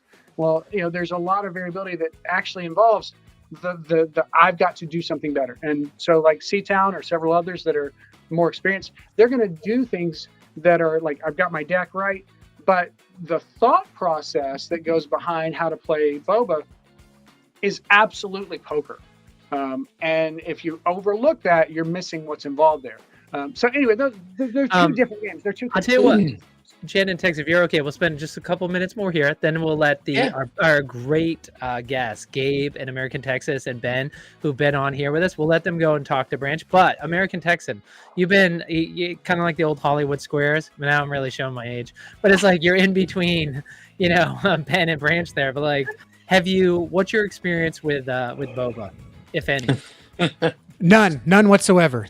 Equivalent to my experience with dry cleaning chemicals. You gotta talk. You guys talking about Wonders versus boba might as well be my kids talking about Minecraft versus Roblox. I don't care. In fact, in my little mailbox down here, I still have a pack of boba. I've been trying to trade someone for a pack of Wonders, and no one wants to give me that deal. I don't know why. I'm not going to open it because I don't know what I'm opening. Maybe I'll just send it to Ben because he's got hot hands. Hot hands Ben over there. Yeah. Like Capricorn forget be a hero gaming. Hot hands Ben. That's your new name. I just stuff. I've got to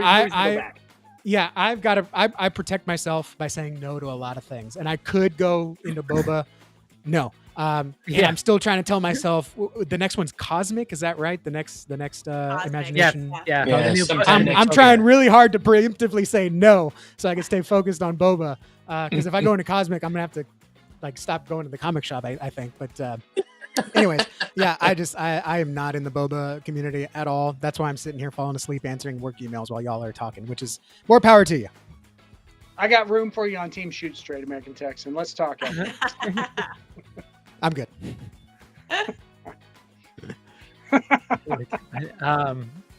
Let's see. And by the way, we did Blaze had. He said, before I'll close out and thank you, could you please inform everyone when we will meet again? I'm going to pop up and say hello next meeting and debate with Cap on gaming versus collecting. So interesting is that it is kind of interesting that this product is that Wonders, because Frenchie has that marriage of collecting and gaming, it seems to be he's almost bringing the people arguing into the same room, whereas like they've been arguing in separate countries, and like Frenchie's like, let's all put them at the Thanksgiving dinner table together, and that's kind of what the Wonders project is. So I will just say, for me on the Wonders, why I don't hesitate is that obviously we know how successful boba is, how well it's doing. But I will also tell you this is like when I went to that first public game day, when nobody knew anything about Wonders at Firefly, the people were at the LGS just to show up for game day. They wandered over and, Wonders did say, hey, come on over, try this new game. Like, we'll give you some swag or something. And it ended at 5:00. And probably half the people who were playing wouldn't leave. And I remember, I can't remember who it was, going up to Jeff and be like, hey, what do we do? They won't leave. And Jeff's like, let them play. And so it's like, we're going to stay and let these guys play. These people would not stop playing it. And it's funny because Jeff mentioned it afterwards, but being there real, to see these people who are real players, like just not being able to leave it because they liked it that much. And then you go to the first Winter Brawl, where it was in Columbia, the headquarters for Wonders and Boba, and they had a total of 16 slots, I think. And they actually didn't fill all 16 slots. They didn't fill it. And you think how many people are in Columbia, South Carolina? Like, you have to drive, but it's like, my God, Seatown, Branch mentioned him, but Seatown drives 15 hours to go to different places. And he was there. He was there at that event. But if you think about that, is that you couldn't fill that. And I told people, by the way, at the beginning of that, I said, listen, stick around this event to the end, because the way Frenchie is, there's always a surprise for the people who show up and make the effort. Don't leave. And so people didn't listen to me, and I'm going to give Troy's Karchak a hard time, Jen's teammate from Apex Madness. I told Troy I had a further drive. I had to go back. I was staying with family in Wilmington. He was going back to Independence, Virginia. And I said, don't leave early. So what does Frenchie do at the end of the first tournament where he gave out a Bow 99 card worth thousands of dollars? Frenchie goes, you know what? Let's run another tournament. I'm going to give everybody a booster box, I think is what we got. Everybody gets a booster box, make a deck from it, and I'm going to give away another Bow card. Do you know there were 8 of us who played in that? 8 of us. And the sad part is my son, Yo-Yo, and I, who kind of are together like 3 out of 8, and we still couldn't win that damn Bow card. Although my son came down to the finals against Bear. But when I was, my point is, like, there's a lot of excitement and like the product's great, but I'm just saying is there's a rabidness to the Wonders fan that I don't believe is the same. Like, people love the Bow product. There is a rabidness on the Wonders part. And I see there's much, much more passion. I also, when I interviewed people at Firefly, these people, again, my experience, like they don't like collectors. But what they talked about is they didn't like the changes that Magic and others did, where they're like, I had a collection worth $5,000. They reprinted this and now it's worthless. And the people who said they hate collectors are talking to me about value and what happened to it. But it also told me, like, some of these people, their life happenstance, like, I was shocked that they have a $5,000 collection. You know, I couldn't afford that. And, you know, it may be unfair of me, but like, I looked at these folks at their disposable income, and I'm just like, this is a big way of life, and we all have our passions. So I'm not degrading that at all. Like, but this is what they choose to do. Like, if you're somebody who you know, one of my relatives is like, his son was going to be the next race car driver, so they bought a van, they had the go-kart, they were making the circuit. That was their passion, that father and son, and that's great. They had that together. But I'm just saying is, for people in the Wonders, they're willing to spend beyond their disposable income. They have that type of passion for Wonders. And then in addition to that, Brian Tinsman is the Bo Jackson of the gaming world. And I think that gets lost because everybody knows who Bo Jackson is, and they get excited. I'm sorry, Slap. I got to stop you right there. Bo Jackson is the Tinsman of sports. Okay, let's get that. That's a bold statement right there. And this comes from a huge Bo fan, by the way, like the athlete. I have said that a number of times, and I'm glad you corrected me to say that. But it's interesting, right? It's that sports bias. People don't understand. I mean, I walk into LGSs in the middle of nowhere because I travel a lot, and I will mention, when I mention Wonders and they haven't heard of it, if I talk about Brian Tinsman, they know him. And I'm like, well, if you want to know his latest game, this is what you want. Now, I'm sure Branch will come back, but here's where I look at it, is that the storyline in the game that they can create, it can go on forever in theory. The problem I have with Boba, and by the way, I think Boba's really successful. I have a lot of money in Boba. I think it's doing well. It's going to do well. But here's my only concern is the list of heroes that they put out. The reason why they have to reach back to Wade Boggs and Magic Johnson, right, is because, and what Topps has working against it, Topps has to put out every baseball player for this year. Well, the reality is a lot of them suck. You got to put out everybody on the Miami Marlins, and they're just going to suck, and nobody wants it. That's why you rip those boxes and you get crap cards. But with Boba, there are no crap cards, right? What's the worst you get? Magic Johnson, but it's just not a fancy, parallel. So what's going to happen, though, when they go through all the current players, all the historical players? Like, Frenchie is a visionary. He's going to come up with something and figure out some new way, like, to keep it going. But it's a challenge. The other challenge is, what if Topps and Fanatics, the same company, but they decide they're going to go after this model, and they're going to use the distribution model and their greater marketing push to push them out. I'm a big believer in Boba. I have a lot of money invested. And I would say with Wonders, there is Magic. There's a couple of biggies. There's Disney's trying with Lorcana. to a certain extent, it's harder, but it's easier. It's harder because you have behemoths you have to take down, but it's easier because the target's right there. And also, people are looking for an alternative. And so that's what Wonders is fighting to be. I think they both have great futures. I just look at Brian Tinsman. I look at the path that they're carving over in Wonders that nobody's done before. I don't think Magic or Lorcana has the ability to adapt and become like Wonders. They're too arrogant. They're too big. They're too bureaucratic. So that's why I think both are gonna succeed, but I think Wonders is gonna lead the way eventually, and they'll pull Bobo along. Branch. Yes, So Branch. I gotta make one point. So lifelong sports fan. If you saw my basement, you would think, "Wow, you've got more cards than you have books." I've got them lining the walls. I will tell you that the sports fan base is more rabid than any other base, as evidenced by how many streamers are doing Panini and Tops and fan tracks and on whatnot, and what's going on eBay. And that price, I know, as much as there are people that are selling out all of their sports collections to get into Wonders or Boba, you will never run out of heroes that people are going to chase in the sports world. There is not a cap. I could personally flesh out the next 15 sets of heroes and there be no breakdown in the number of chases in those sets. That's 5 years. That's 5 years. Okay, so at the end of 5 years, I trust that the model that's built this will adapt. But in 5 you years, got to remember, yeah. No, go ahead. Jack. with Boba too, every year there's new players coming into the NBA, into the NFL. But the ones you care about is that's 2 or 3. Right. But you can still, like, I don't think anybody have a problem with Magic Johnson being in next year's set either.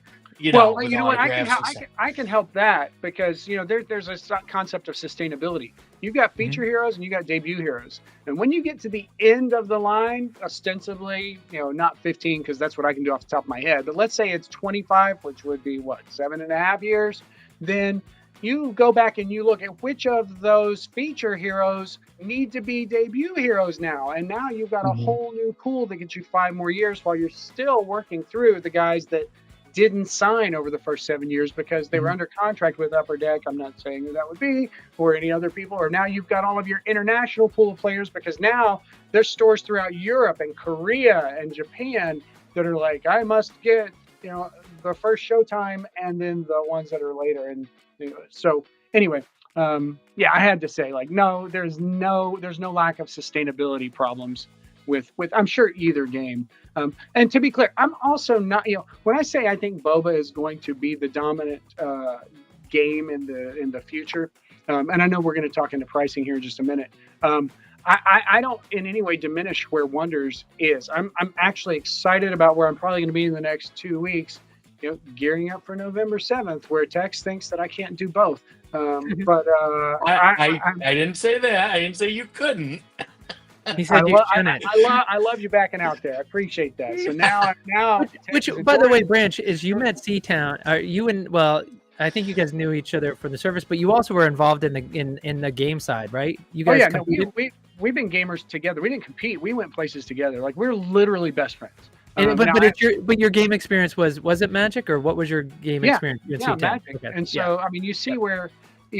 Neither of us won Magic World Championships, but we were both right there on the edge. He's legitimately a better Magic player than I am.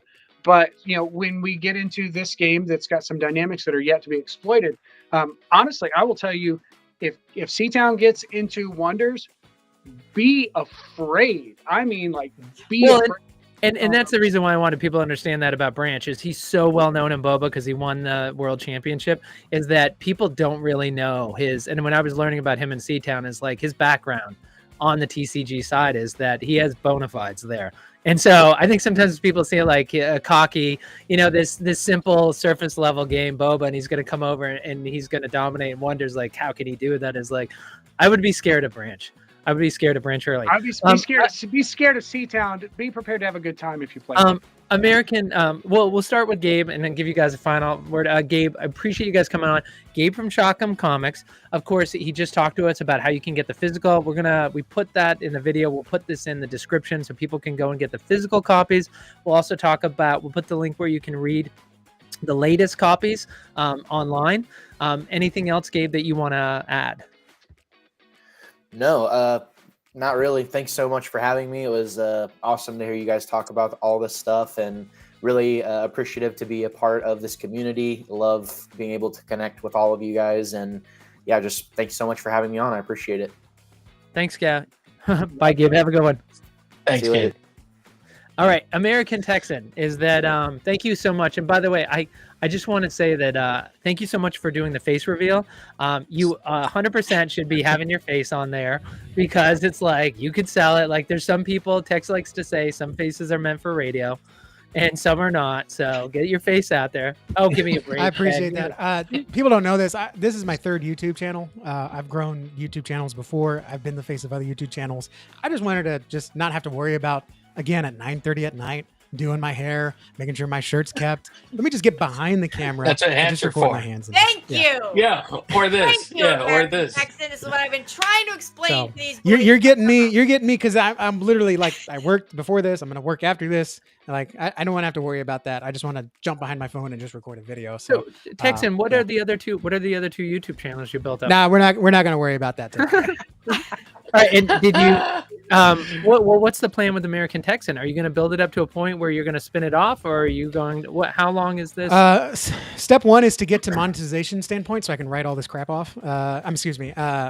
Strategically work with my CPA to make sure that we are paying all of our taxes appropriately to service the country. Yeah, that's the first goal. Is just I want to be able to get to that point of YouTube monetization. And I want it to be something that is, it is fun to create. It is right now my creative outlet. I believe that everyone needs a creative outlet. For some, it might be deck building. For some, it might be drawing. For some, it might be doing that. This is my creative outlet. I've built two businesses, or I've built a business that's running itself now. I'm building a second one. And that can become pretty tough. And then also,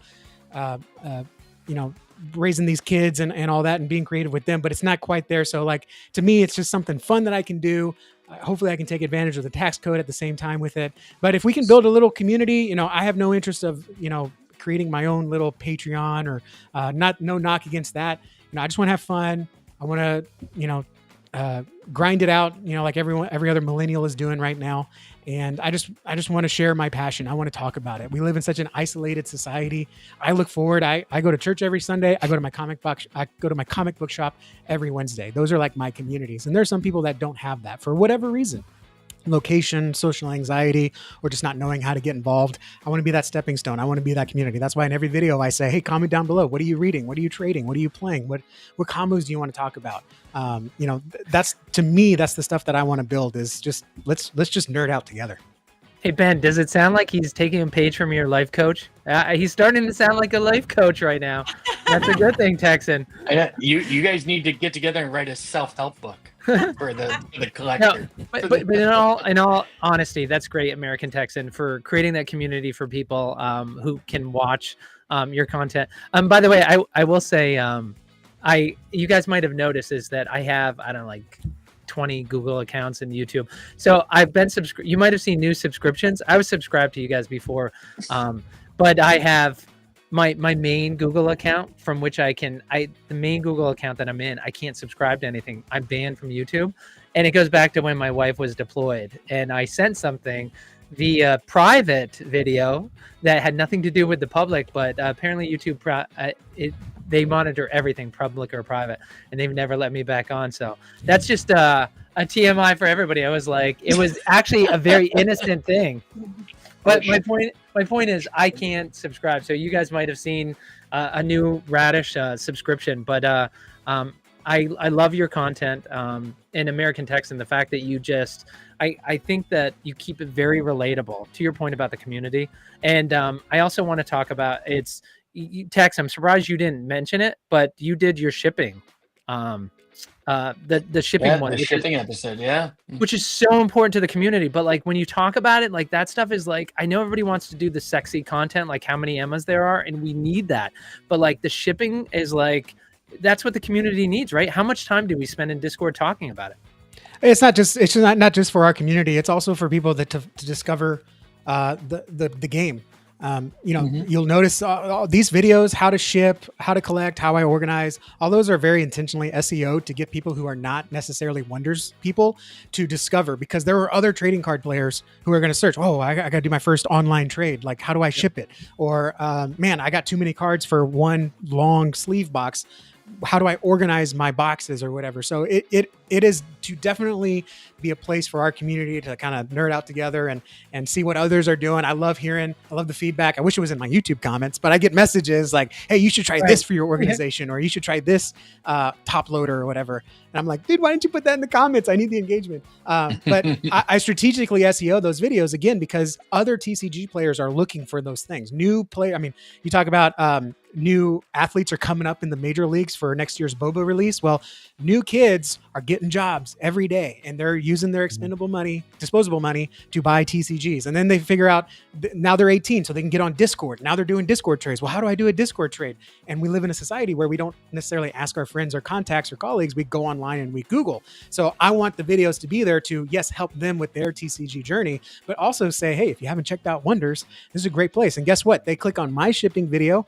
Now they're going to get recommended videos from me, but also my video is tagged on the back end with Wonders content. So now there's a chance they can also get Wonders content like Ben's or Grace's. So, I appreciate you guys watching and subscribing, but that's the goal. So help me get engagement on the channel. Yes, for my numbers, but also because that's how we reach more people.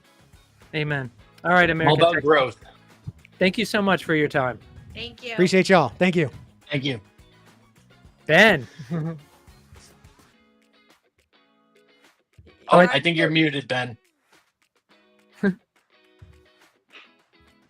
I was kidding. I'm not muted. I was just being you for a second. Oh. No. We still can't hear you, Ben. Oh no, Ben, we still can't hear you.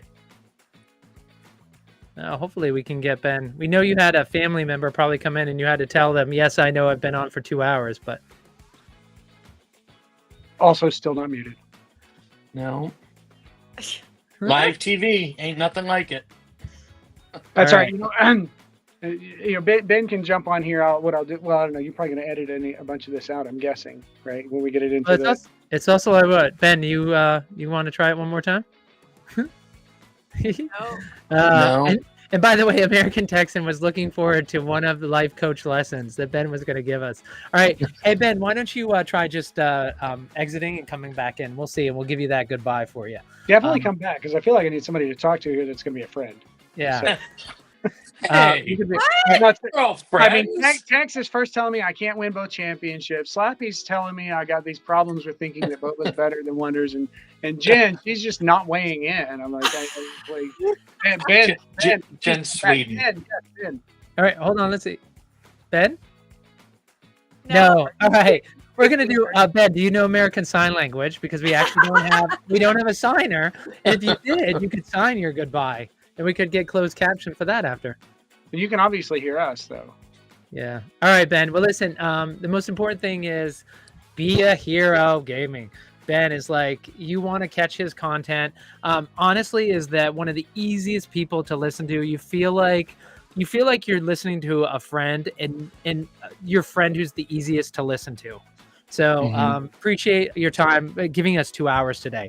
So and stay on and do like this when everybody else is doing this. Okay, because I think there's some engagement that the two of us need to have here when we talk about what's going on with ShootStrayt. So I don't know if I'm shooting Scott down here. He's like, no, I want to get rid of Ben because his microphone's not working. But there's a whole lot of good positive vibes you can send here. Well, it's. We'll keep Ben on, and if he figures out his technical issues, we'll.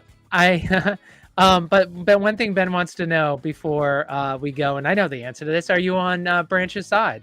Ben wants to know, Jen, if you're on Branch's side. Oh.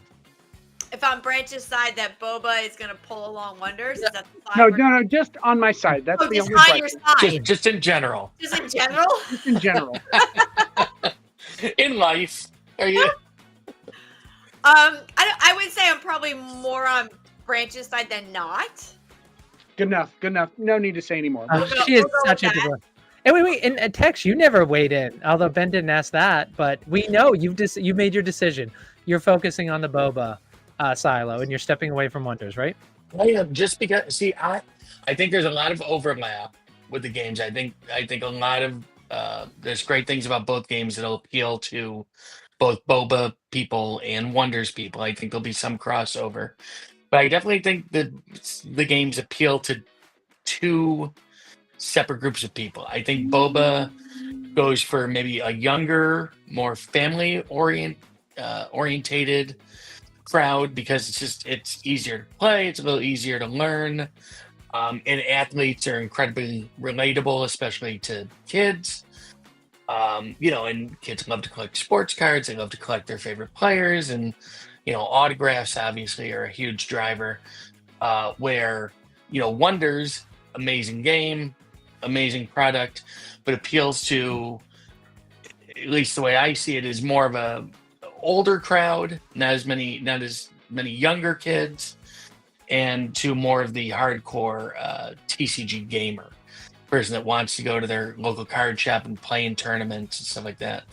I think Boba is a little more kid and family friendly, where I think Wonders is like the next step up from Boba in skill level and kind of play type and everything. So I think it appeals to two different people.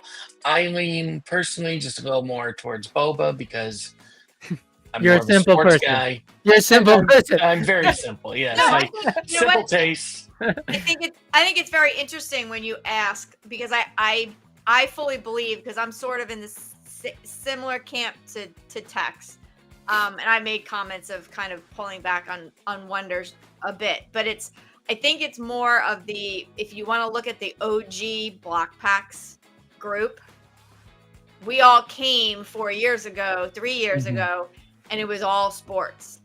Like everyone came on board because of the sports, the cards, that kind of environment. So to then now go and have Wonders and everything, to Tex's point, it is a different group, I think. So I think a lot of the old time block packs crew is really more along the Boba path, and you need the kind of new influx of TCG players to grab onto the whole Wonder side, which they're good, which obviously there is, which is fantastic, and there are a bunch of people that do both. Now, what I love about this is that Tex is part of a group that has we hold 10 stone foils. So Tex is part of a group where we hold 10 stone foils. So when he says he's pulling back, what I like is he probably has a greater participation in Wonders from a collector standpoint, not a flipper, but a collector's, than most people. Like the amount of money he has still invested, and that's stepping back for Tex. So, I'm pulling back more as from a financial standpoint. Just because I can't afford to go so deep into each. Did you get any Call of the Stone Advantage boxes, Dragon boxes? I have a couple. How many? Yes. How many? Only two. Two as of right now. But that's the point. You're pulling back as two Dragon boxes. I'm getting out completely. I'm just pulling back a little. Okay. Well, if the old me would have had 20. Now I have. Wait, was that Ben? I have 20 Griffey boxes coming. Yeah. Oh, he's back! Yay! You're back! The thing is, I don't mean to interrupt you, Tex. The thing I was going to say earlier is I thought the Gen Con is an awesome name. When you explain that, how your last name, that totally ties in. That is so cool. I thought that is so awesome. Ben's actually official OG because we both went that same place where it's like, oh, you're literally branding off of GEN Con, and like, okay, well now. All right, so I'm with you, Ben. I got to throw out there's this third consumer where I want to represent. So I'm going to be leaning into Wonders. I'm certainly going to stay where I am in Boba, but I can't wait for is it Mystics or the new one that's coming out? Cosmics.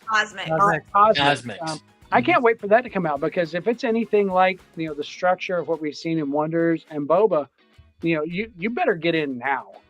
And it's not because I've got the money to spend. It all went to Boba. It's gone. But well, the part that didn't go to Wonders. But I can't wait to get in that because I know it's going to appeal to a segment that I don't think one is better than the other. I think that you lean into something and you're like, I like this. And you've got enough time for, well, maybe enough time for 3. And I think that's where I'm going to be because, I think I have know, to. Man. That's pushing it. Yep. No, I agree. But you know what, Ben, you and I are going to talk later. Obviously, you've got both represented behind you there. You know that both are amazing. And I think that when you find out that there's 3 amazing things in your life, you say, all right, there's 3 amazing things in my life. Hey, And, I've got 3 kids. And which one do you love more than the other? All equally. No, see, not me. Oh, that's such a lie. That's such a lie. That's a dangerous question. No. That's a dangerous question. But the problem is, I already spent too much time in the basement. I already get in trouble for that. So if I had a board game, it would be over. Yeah. All right. Well, Ben, thanks for joining us. And then thank you so much for the 2 hours. Any final words that you want to say? And what do we have? Look forward to your next. What's your next piece going to be? I don't know. I'm going to continue why Wonders is the best collectible card game ever. Sorry, Branch, but it is. And I'm going to continue that because I have a whole list of things. And but I'll do another video. I'll think, well, that thing's going to have to wait because I got another video plan. And so I have a whole list of things that, again, it just solved every problem I've had with collectible card games. You're gonna love what we're doing with Wonders. You are gonna love it. That's so don't think ShootStrayt's about Boba. It's not. It's about the whole ecosystem, and we're about. I'm just giving you a hard time, man. I know. No. I mean, this too. I think you're gonna really appreciate that we're gonna be publishing all of the price lists. That's very well curated with Filizino and RPG Gaming, Moop Dad. Legendary games, some icons of the community. They're collating and we're working together, and we're going to have an accurate price list.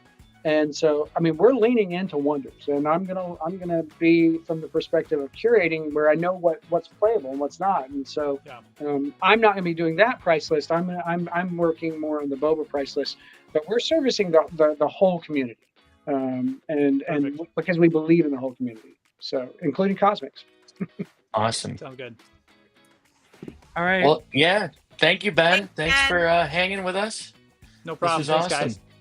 We look forward to talking to you again soon. All right. And then there were 4. Yes.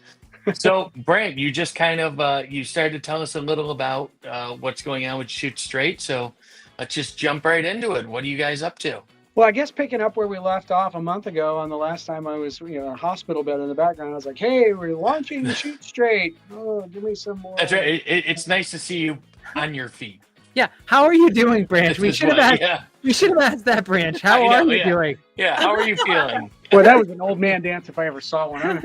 Please edit that out. Oh my goodness. But anyway, that's gonna be the thumbnail. Yeah, that guarantees it's not going to get edited out, I'm sure. No, so we really had a plan. We went to nationals. We won. We said ShootStrayt's on the map, and then there's a lot of logistics to getting on the map. You don't just say, hey, look, everybody, this is where you need to be. But you're like, who are you? Even if you win the world championship. So what we've got is a concept of a gap in the things that can't really be addressed by the block packs community, the digital mining. It's you've got eBay giving you prices, you got Discord giving you prices, you got people that are getting sniped, skewing the market where it's like, wait, how come you sold that 1-of-1 for $50? And so what we've got is there's a need for somebody honestly like me, which is I've bought all of the cards that basically exist. I've consumed them, and I'm like, okay, now I've got where my budget is this, and I've got to get the right price points also on them. And now I still want more, and so I'm engaged across that sector to where not only am I aware of prices, I have the cards that need prices, and some of them are not going anywhere ever. They might fall in the category of 1-of-1s, and so those are just going to stay home. And we'll share pictures of those things. But everybody's like, I pulled this, what's it worth? And then you get this opinion and this opinion and this opinion in the Discord. And then you got well, look, this one sold for this on eBay, but look at this one that sold 2 months ago for this price on eBay. And so somebody that's got their finger on the pulse of the market has to be established so that somebody says, what should I be trading this card for or selling it for? There needs to be something that says, not just can you do that, it's actually for sale for this price on our site, because we're going to be taking over. Thank you. That's awesome. So we've got it for sale. So you see in the quantity there's a couple of items that say 1 or 4 or 0 or 3. A lot of the items that are in higher demand, I'm going to purposely leave at 1 because I don't want somebody to wipe out the space when they get to, oh wow, I need 7 of these because they're underpriced. Every day I'm going to update when something sells. There's going to be another one, and that's a good point. I love that you put mixtape in there because it's not an easy project to build out because I've got to make sure I'm getting prices accurately represented. And so when people say, well, what about this Hex mixtape? Like, well, if it's a debut hero or if it's a feature hero, this is a 1 of 1, or it's a 1 of some number that higher than 1 but less than 10.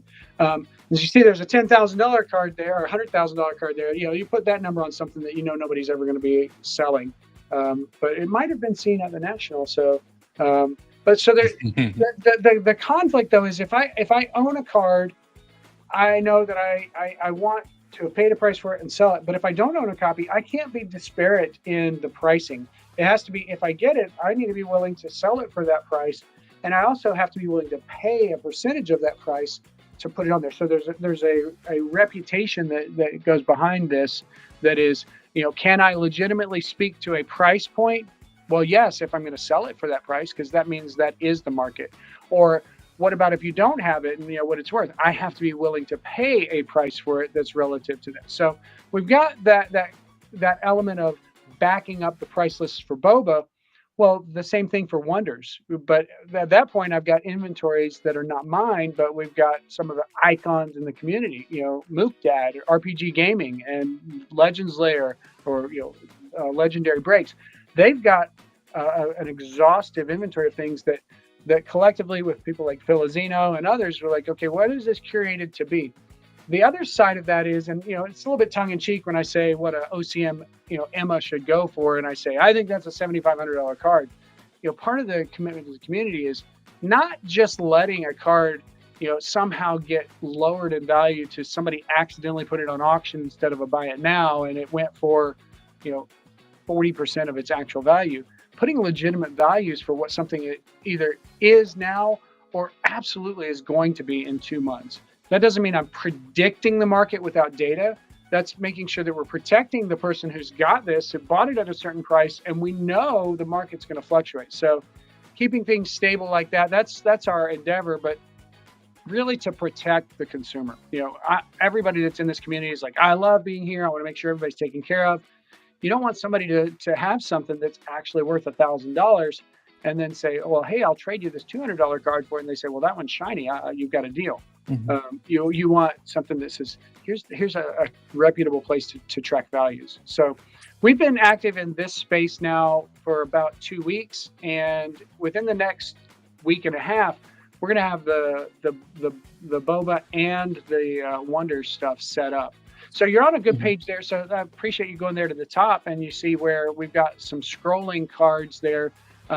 So tomorrow at 5:00, our enterprise of streamers is going to do 4 straight hours of just giveaways. We're gonna give away $10,000 of cards, 1 card at a time, or sets of 3 at a time, where we want all of the people that are representing the community by selling singles and cracking packs to be able to get the same audience across the board. There's problems where you get people like, or you get things like Hobby Club. I mean, that's such a horrible thing that happens when you make a mistake and then you get punished for 48 hours or something like that. That's miserable. But what we want to do is make sure that there's a fair and accurate representation across the community of people that are providing great service. And so obviously the headliner, Hobby Club, doing great service to the community, providing great value. There's other people that are wanting to be a part of that as well. So what we're doing to just kind of get on the board for people like Lord Shrouded and Legendary Breaks and Simo Cells and Valley Games and all of the group that we got, we're just going to give away stuff for 4 hours, and then we're going to do it again next week. And people are like, well, what's going on here? Then we're gonna make sure that the things that are sold on these streams are actual value, where nobody's got to say, oh, I bought that, but I can't tell my wife. Oh, I got to rotate this credit card to make sure I pay that credit card. Change your payment method because you're in the what is it, begins with the G. Somebody help me. You know what it is because you've tried to buy something and it stopped you buying it before too. you're in the gulag. Yeah, that's what it is. Oh, the red. You're in the red. That's right. Yeah. We want to keep people from being there. We want to say, look, Yeah. come here. Here's the right prices, and we want to do the things that we've seen happen, like terms of service, no gambling. Well, that's okay because we want to make sure you're getting your money's worth, and we have a price point to back it up. Like, hey, this is what these cards are worth. So we're excited to just make our splash into the community tomorrow at 5:00. I know that this will probably be released once edited after this has occurred, but you'll know that we tried. We're really excited to just do some fun things that protect the manufacturer, who's like, I want good advertising and I don't want people to be afraid to buy my product. To protect the consumer, that, hey, I spent this much money, but when it arrived, it was worth more than what I spent. And we want to protect the streamer. It's like, well, hey, we want to make sure that we're sharing our resources to where everybody's actually getting something to sell, and you're all able to be sustained. So ideally, we'd like to get into a good relationship with some of the manufacturers that will give us product as a entity to make sure that we're going to equitably put it out to the entire community. So whether that's a different game or this one, we want to really just engage representing the people who need good advertising, because there's a wholesome family product that we're going to push. Tex, before you, I just want to remind Branch that don't fall into the trap Tex does, where he says you can do that and post edit, is like, this is live. We'll do additional editing, but just let you know, before you say something that could get us all in trouble, just know that there's no take backsies. We can clean it up a little bit. Uh-oh. Yeah. Whatever Live TV. Forgive me. I don't know what I said that was wrong, but No. Just when you said, like, when you were saying everything is going to be edited, just know that there is a copy now out there for everyone. Yeah, like, yes, we're actually putting out $10,000 worth of product that we're giving away for free over 4 hours, and we're going. We're not on Whatnot. We can't get canceled on Whatnot. Don't worry. Yeah, that will be on Whatnot, correct? That will be on Whatnot. It will be on Whatnot, and we're going to blast it through Discord and through our social media channels. It's going to be the headliner of our webpage. I know that you guys have done thank you so much for giving us that extra, www.shootstrayt.com. Navigate through there. We've got a checkout system that's only going to get better. So if it's good right now, which it's not, it's okay right now.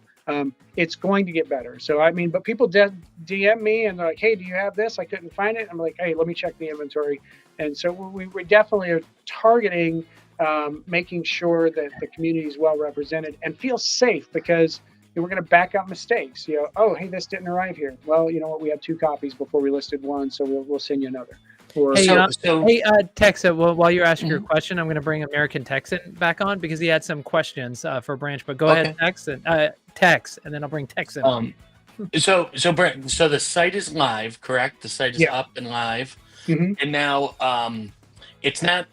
There's no paywall on the site, correct? It's not gated for the pricing information or anything like that. I'm sorry. Ask that question again. I'm sorry. But for the pricing information and the sales information stuff, is any of that price gated? Is there a gate? Is there a subscription model for the site to access the price list or anything, or is it all free? No, it's free. Absolutely. Oh my goodness. Excellent. You can't make people pay for something like this. This is stuff that you never know. Just ask. No. I appreciate the question, but like, there's other people that would think that need to be that, and that's just silly. But the prices are. If it's in stock, that's what we'll sell it for. And if it's not in stock and there's a price on there, we're going to pay a percentage of that price to put it in stock. So we're backing up our prices. Okay. And you've said that that you're aggregating your information from eBay and from different places and stuff. How often is the pricing on the site getting updated? Is it once a day? Is it? So that's an excellent question. One of the features that we're going to add to the site is risers and fallers. So if there's prices that go up and down, we're going to be transparent about, hey, this went down or this went up. Hey, if I end up with 10 extra copies of something in my inventory that was previously a certain price, I'm going to lower the price. I feel bad for the people who've been holding on to that one copy of it, but the market's going to be dictated by supply and then of course demand. So we're going to fluctuate according to the true marketplace. But at the same time, I know that if I've got AI Hex Auto that's graded tag 10, because we're not going to differentiate necessarily unless it's a feature item, that I'm not going to let that go for less than $4,000, and I own it. If somebody outside of that says, I'm willing to let mine go for 3,500 or 3,000, then more power to you. I want that to happen, but I want there to be price points that are trustworthy. As in, like, if I give it this price, we're going to back it with our resources, as in we own it or we're willing to pay for it at some price relative to that. And by the way, that doesn't mean I'm paying 90% of the value of something because I've got that price in there. It depends on, is it something that I expect that we're going to have somebody chasing it? So it's probably, if we don't have it at all, we're probably going to pay 70% of it. If we got 5 copies of it, we're probably going to pay closer to 50% of it. So something along that line. Okay, and I know AmericanTexan has some questions, and I'll get to him in a second. I just want to ask one other thing. So, and you may have covered this, and I just missed it.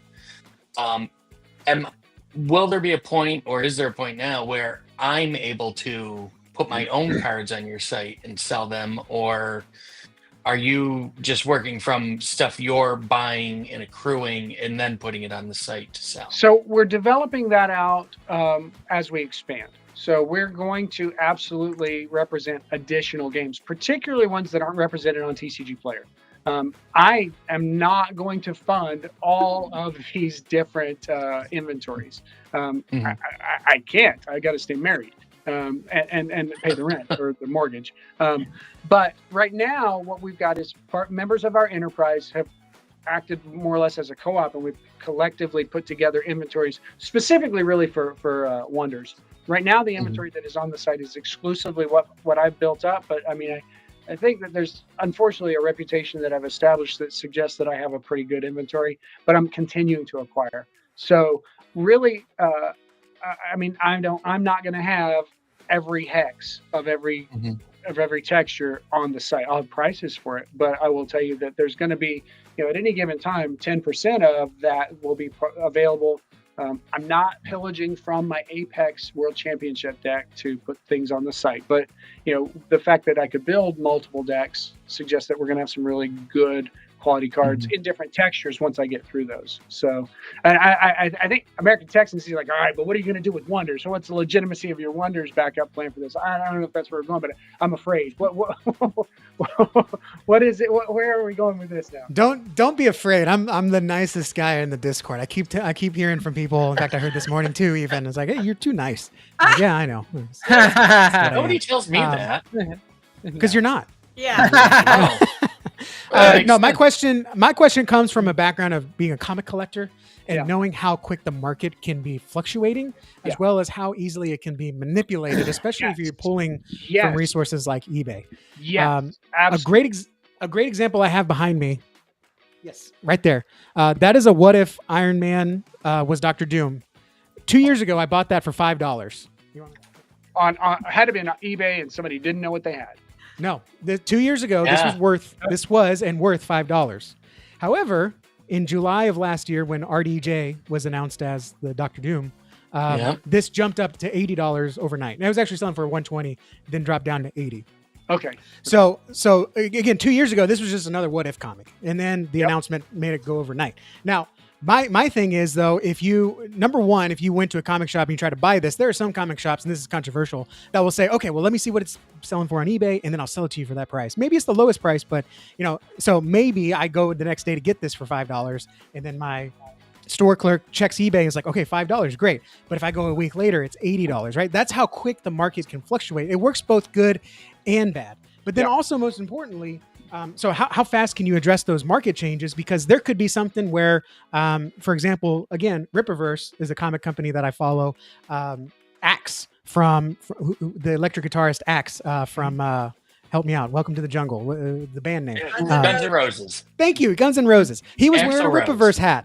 Well, guess what? All the metalheads started wanting to. What is this Rippaverse? And right, in these collectibles, started selling. Right, so that drives up the price, especially when we're talking about the secondary market. So that stuff changes fast. Yes. What concerns me is if I just happen to be selling, which I don't sell a lot of stuff.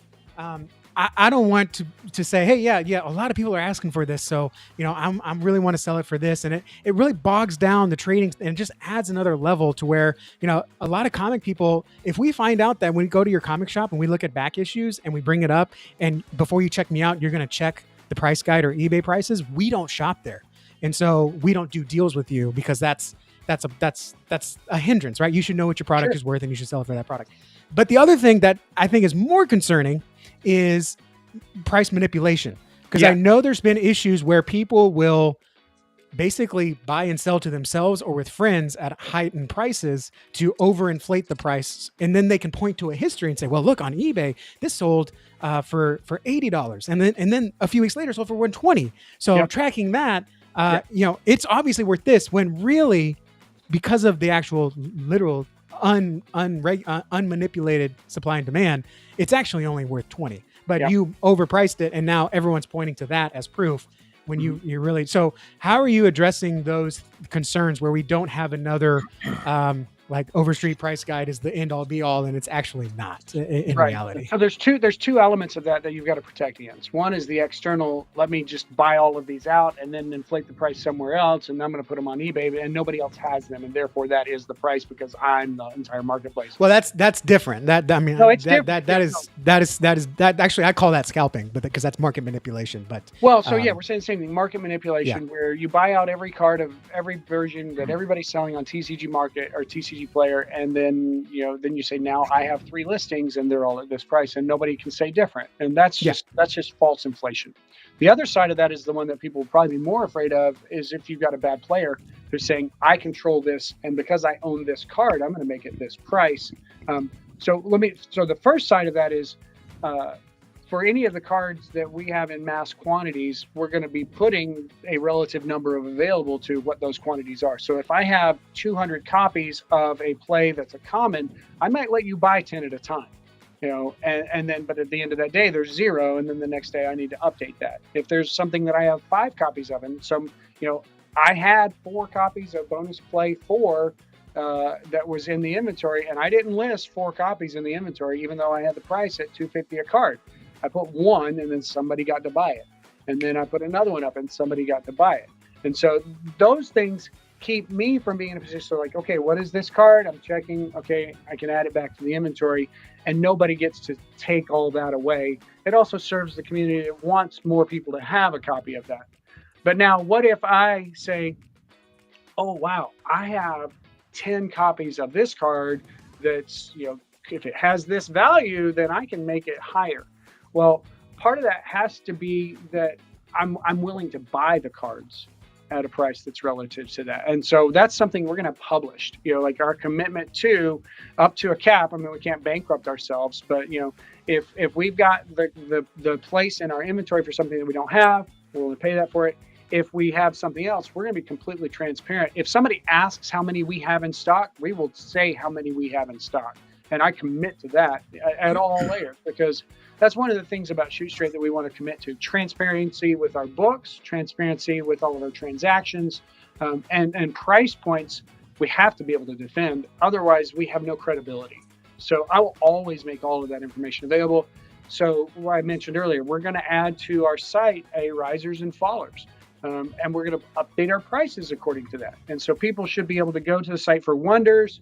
And I may not know why a card has gone up and down in value, but I know that the inventory reflects this, and I've got good counsel from people maybe before I get into that space when I'm going to win the next world championship in a different event or something like that. And I'm going to be able to update those prices relative to what the true marketplace is. And there's not going to be an event that changes 20% of the space where it's like, I've got to go in and I've got to update prices on 300 cards. There's going to be something that a particular meta of the game says, now these cards have this higher value. And if nothing affects that, then I'm going to recognize false inflation and be like, no, we're just going to stick with a price that's the legitimate price. And if we don't have them because somebody tried to inflate it, well, here's the price, and that's what we'll buy the next copy at. So how do you, let me put on my Wonders Workshop journalism hat here. How do you maintain objectivity through that? Recognizing what is falsely inflated versus what actually is. Well, but before you answer that, so just to be clear, is that your mechanism for pricing is all manual. This is not. This isn't automatic at all. Okay, sorry. Thanks. I just want to preface AmericanTexan's question with that.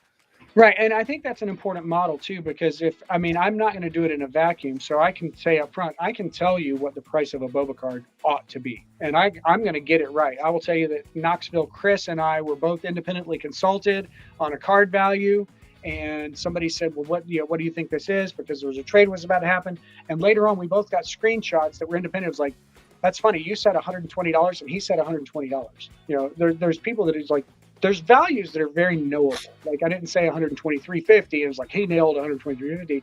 But if you're in that correct range, that's good. But now Wonders, I don't know Wonders, but I will tell you Filizino and Michael Guerin and Larry Abels, people that if you know, those are the ones that I'm not doxing Filizino, but I mean I definitely we know each other.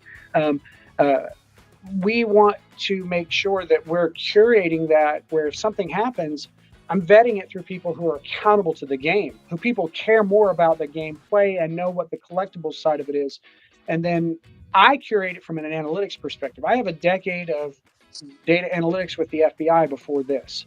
And so those elements of how do you know what's affecting the market, a lot of it's going to be the meta, a lot of it's going to be availability, a lot of it's going to be whether or not it's payday and people don't have money at this point, and that doesn't dictate fluctuations. So things that are what a data analyst has to put towards that, and that's what I'm going to do. And so information assurance is where I have my doctorate. And so information assurance feeding into the data where you've got things that are going to be saleable, there's accountability there too. Because I don't want to be investigated and then pay fines ultimately when this becomes bigger than a hobby. Which, by the way, this is bigger than a hobby. We want to protect the entire ecosystem. So, with that transparency, do you have? Are you going to have historical data that you're using to base your pricing off of, so we can see the average through line versus, well, this one was sold for way underpriced because they had to pay for medical bill, and this one was paid for way overpriced because I don't know for whatever reason, but someone really wanted it. I don't think that we're going to have transparency on what we pay for things, but people are going to know that based on reputation, what I pay, because I don't think that's something that tracks as easily. Like I'm not going to insert what my price was for something. You're going to lose money on something market dips, but absolutely we're going to have 100% transparency that'll be surfaceable through Google Analytics that we're going to have tagged on all of our pages that we're going to then track on all of our sales. And 100% of that will be available. FOIA, first and foremost, you get stuff if you have any affiliation with anything that's in the financial sector. And so that, but also we offer it up to the point that it just takes too much of my time to like manually research. But a lot of that's just going to be digitally searchable. Like, yep, here you go. So what's interesting too is graded versus ungraded. That was my next question. Oh, not even graded, but card condition. So right? so card condition is going to be non-guaranteed for anything that isn't actually graded. If it's graded, it's going to be guaranteed by the grader. And any graded stuff that we sell, now if something's creased or whatever, if somebody gets it creased in the mail, then we're going to back it up. We'll send you another one. If it's got like a white edge that's part of how it came out of the pack, then hey, we sell a player's product. But if it's graded by PSA or TAG or BGS, they're going to back that. But also we're selling those items we sold as feature items, and they'll be prominently displayed on the front of the, like, hey, maybe we do a Dutch auction. Maybe this is going to start at $200 and every hour it's going to come down 100, and we're selling this today. But the non-graded products are going to be just in the database of go there, and we're selling a player's product. So I guess that's the answer there. And my main concern is more on the price guide part of the site. Using it as a reference of what things ought to cost versus what they are. The market moves so fast nowadays. Yeah, the TCG player has, you buy it in this condition and this is the price. So you get in this condition, this is the price. We're not trying to duplicate every part of TCG player. There's a lot that we like about TCG player. Some of the things we don't like about TCG player is that Boba and Wonders and MetaZoo, they're not on TCG player. Yeah. And we want to fill that gap too, because there's a great community that loves these products, and they need to be serviced. And then they also need to be able to access things like, I don't know how to scour eBay to find these plays for my deck. Oh, look, I can enter all of them here, add them to my cart, and they're all coming in one spot. And they're going to come in 2 days because I don't have to send it through an authenticator, because ShootStrayt is the authenticator. We're going to say you're getting a legitimate product, and we back it. So, I hope that, I want those answers from me if I'm the consumer. I want to hear those things. So I'm looking at it from that perspective. As a consumer, what do I want? I had a couple of questions, Texan, but do you have a couple more? No, that was basically it for me. I have one more question, but I don't want to ask it today. I'm going to ask it in the future. I have a quick question, Slappy. Your questions So- are never quick. Stop interrupting me. So say, are you going to have a list on the site of cards you're looking to buy, So or you're talking about looking you're to talking about a update buy your list. inventory? So I'm yeah, sorry? you're talking about a buy list. And so Yeah. effectively, if we don't have it in inventory, we want to buy it. Right. And there will be cards that if you say, what are you going to pay for this card? We're going to have to be responding manually to certain things like that. And we will tell you, we might pay 80%. If somebody sends me a copycat that they're looking to sell, I'm probably going to pay 95% for that card, because I know that people cannot get enough of that card. If they're asking for a Fire Blizzard Bammer, then and I don't have it in sight, on the site, I know that the margins on that are going to be something that I have to fairly represent everybody that's trying to be a part of ShootStrayt, and say, okay, I'll still pay 60% of that card, because nobody's going to fail to get where they want to be on that. But I'll also connect you with somebody. I'm not trying to monopolize the marketplace, but I do want to provide a service. And of course, I want to make sure that we can make money to sustain our infrastructure too, as we grow. Right. And you have to continue to grow your inventory. Exactly. So, and Branch, and by the way, I should have apologized at the beginning. Being in front of the camera, also I'm doing behind the camera. So when I'm off on the side, I'm just the bringing people on stage, the different messages. So I apologize if I'm not always here. But did you mention? So I didn't see Wonders cards when I went to singles. I didn't see them there. So there are no Wonders cards loaded yet.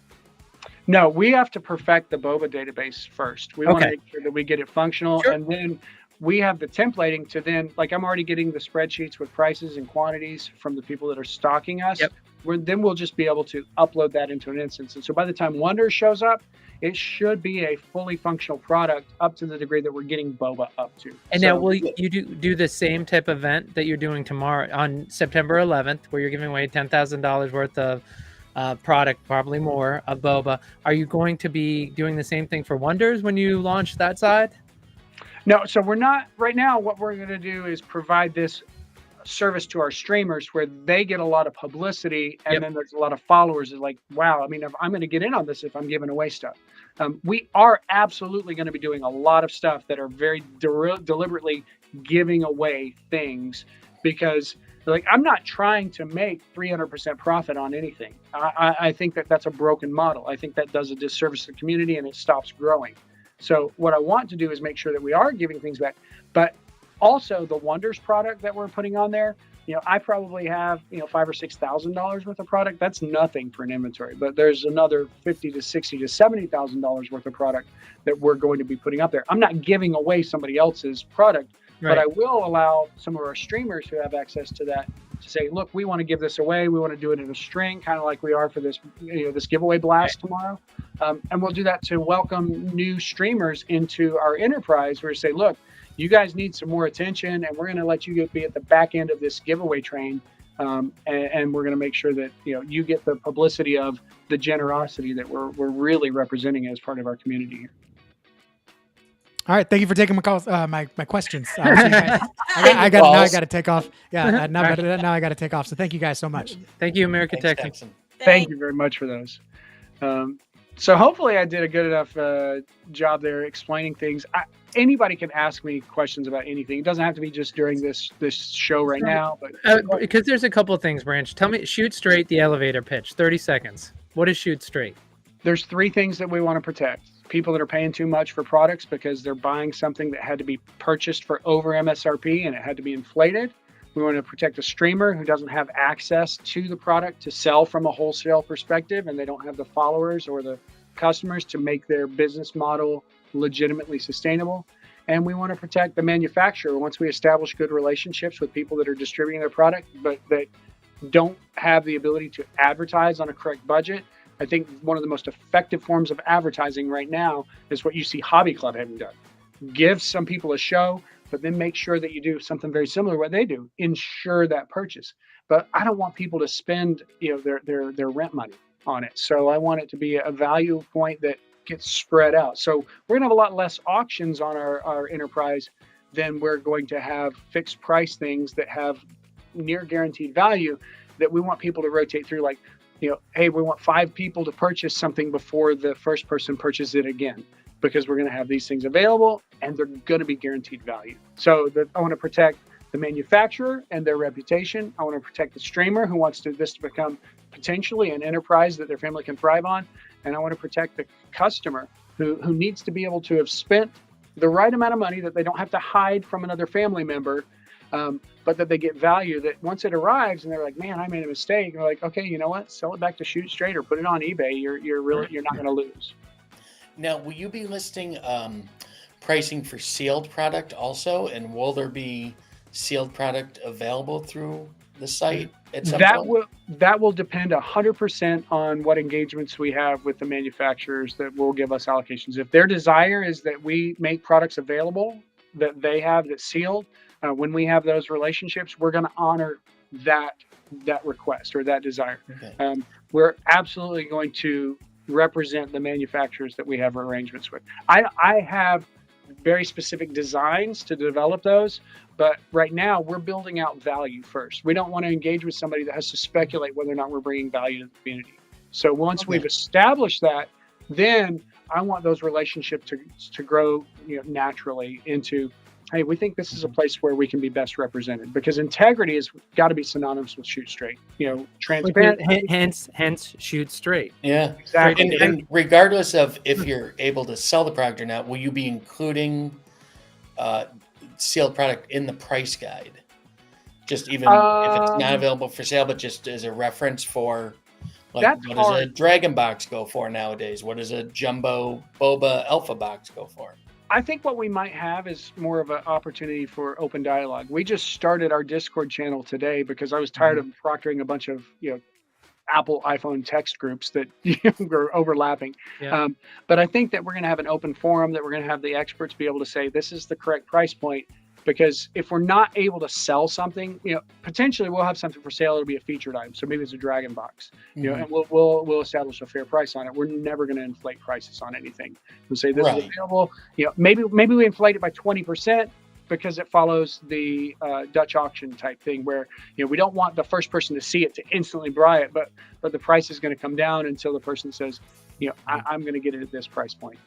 But other than that, where we're really just treating the market fairly, where there's accessibility to things that if you're willing to pay a little bit more, you get it, and somebody that was going to get it at a different price, that was an acceptable difference. But we're not going to do it where we got 200% of a value that somebody says, I need it, I'm going to pay 200%. We're not going to offer anything for that price. We're going to make sure that we're leaving things in a place where there's accessibility and there's good value across the board. Excellent. So I did think about it before I came on the show. So he's just winging it. Yeah, just true. I don't have a script, obviously. Jason was supposed to help me. Yeah, your AI model disappeared. Jen, I just want to hear the recap and the details about tomorrow. But is there anything else that we want to ask Branch before he goes out telling us what to expect tomorrow, where people can go, and what's going to happen tomorrow? And we should say September 11th when that happens, because again, people will watch this recorded. He has a special event happening. ShootStrayt has a special event happening September 11th. But Jen, is there anything else before we kind of turn to that? No, the whole kit and caboodle and the kitchen sink. But yeah, just I am looking forward to tuning into that stream and seeing what it's all about. And then I've been on the website a couple times, to check it out. So the reason it hasn't been updated for the last 3 hours is because the guy who does most of the updates has been engaged in some other things for the last 3 hours. So. I will have to say though, there are no mixtapes on their Branch. No, and there will be, because we have a specific audience that we want to cater to who absolutely gets what she needs. I mean, what they need. So yeah, but that's we want every texture. And I was like, you know what? I'm going to have this done Monday. And since Monday, I've done nothing because I've been in that many interviews for people that want to be part of our enterprise and people that we're vetting to make sure. I mean, to be clear, we're not going to partner with anybody who's going to have, a lot of blaring profane music going in the back of their stream. We're not about that. I loved it that AmericanTexan said he's at church on Sunday. Me and my whole family are at church on Sunday, and I don't want anybody to tune in and be like, oh, hey kids, this daddy's watching this. Y'all can't be a part of that. That doesn't mean that everybody's got to be completely ideologically aligned with where we are, but integrity has to be a core value for any of our partners. And we're going to protect each other. Like, hey, if something messes up, we're going to make sure that we make sure you get part of what we've got too. So I think you touched on this a little, but can you run through quickly the list of partners you have at this point? Yeah, so right now we've got a couple of brand new streamers, but a lot of the names are going to be well known. So B-Dub or Brandon Webster, he's got B-Dub Hub, and he's going to be on there. In fact, I know that Slappy, you had this before. If you want to, you can put this on the screen. If you go to the tab that says Whatnot, you've got our Whatnot partners on there, and all 8 of them are going to be part of the Givey stream. But then there's a brand new breaker as well that we're going to dump into his stream, and one other that we're coordinating. But you see B-Dub Hub there. That's Brandon Webster. Everybody knows Legendary Breaks. Then Shrouded Treasures. A lot of people know Mauro from a long time. There's a write-ups for all of those. Kai Breaks, that's Alakai. A lot of people know him. Joey Lavarino, he's Night Owl Delivery. Moop Dad is RPG Gaming. A lot of you guys have run into Grayson at SEMO Cells, and then Valley Hit House, Soothing and Adam. Those guys are nuts. I cringe to get on there, but I know that they're putting on a good show, and I laugh more than anything else.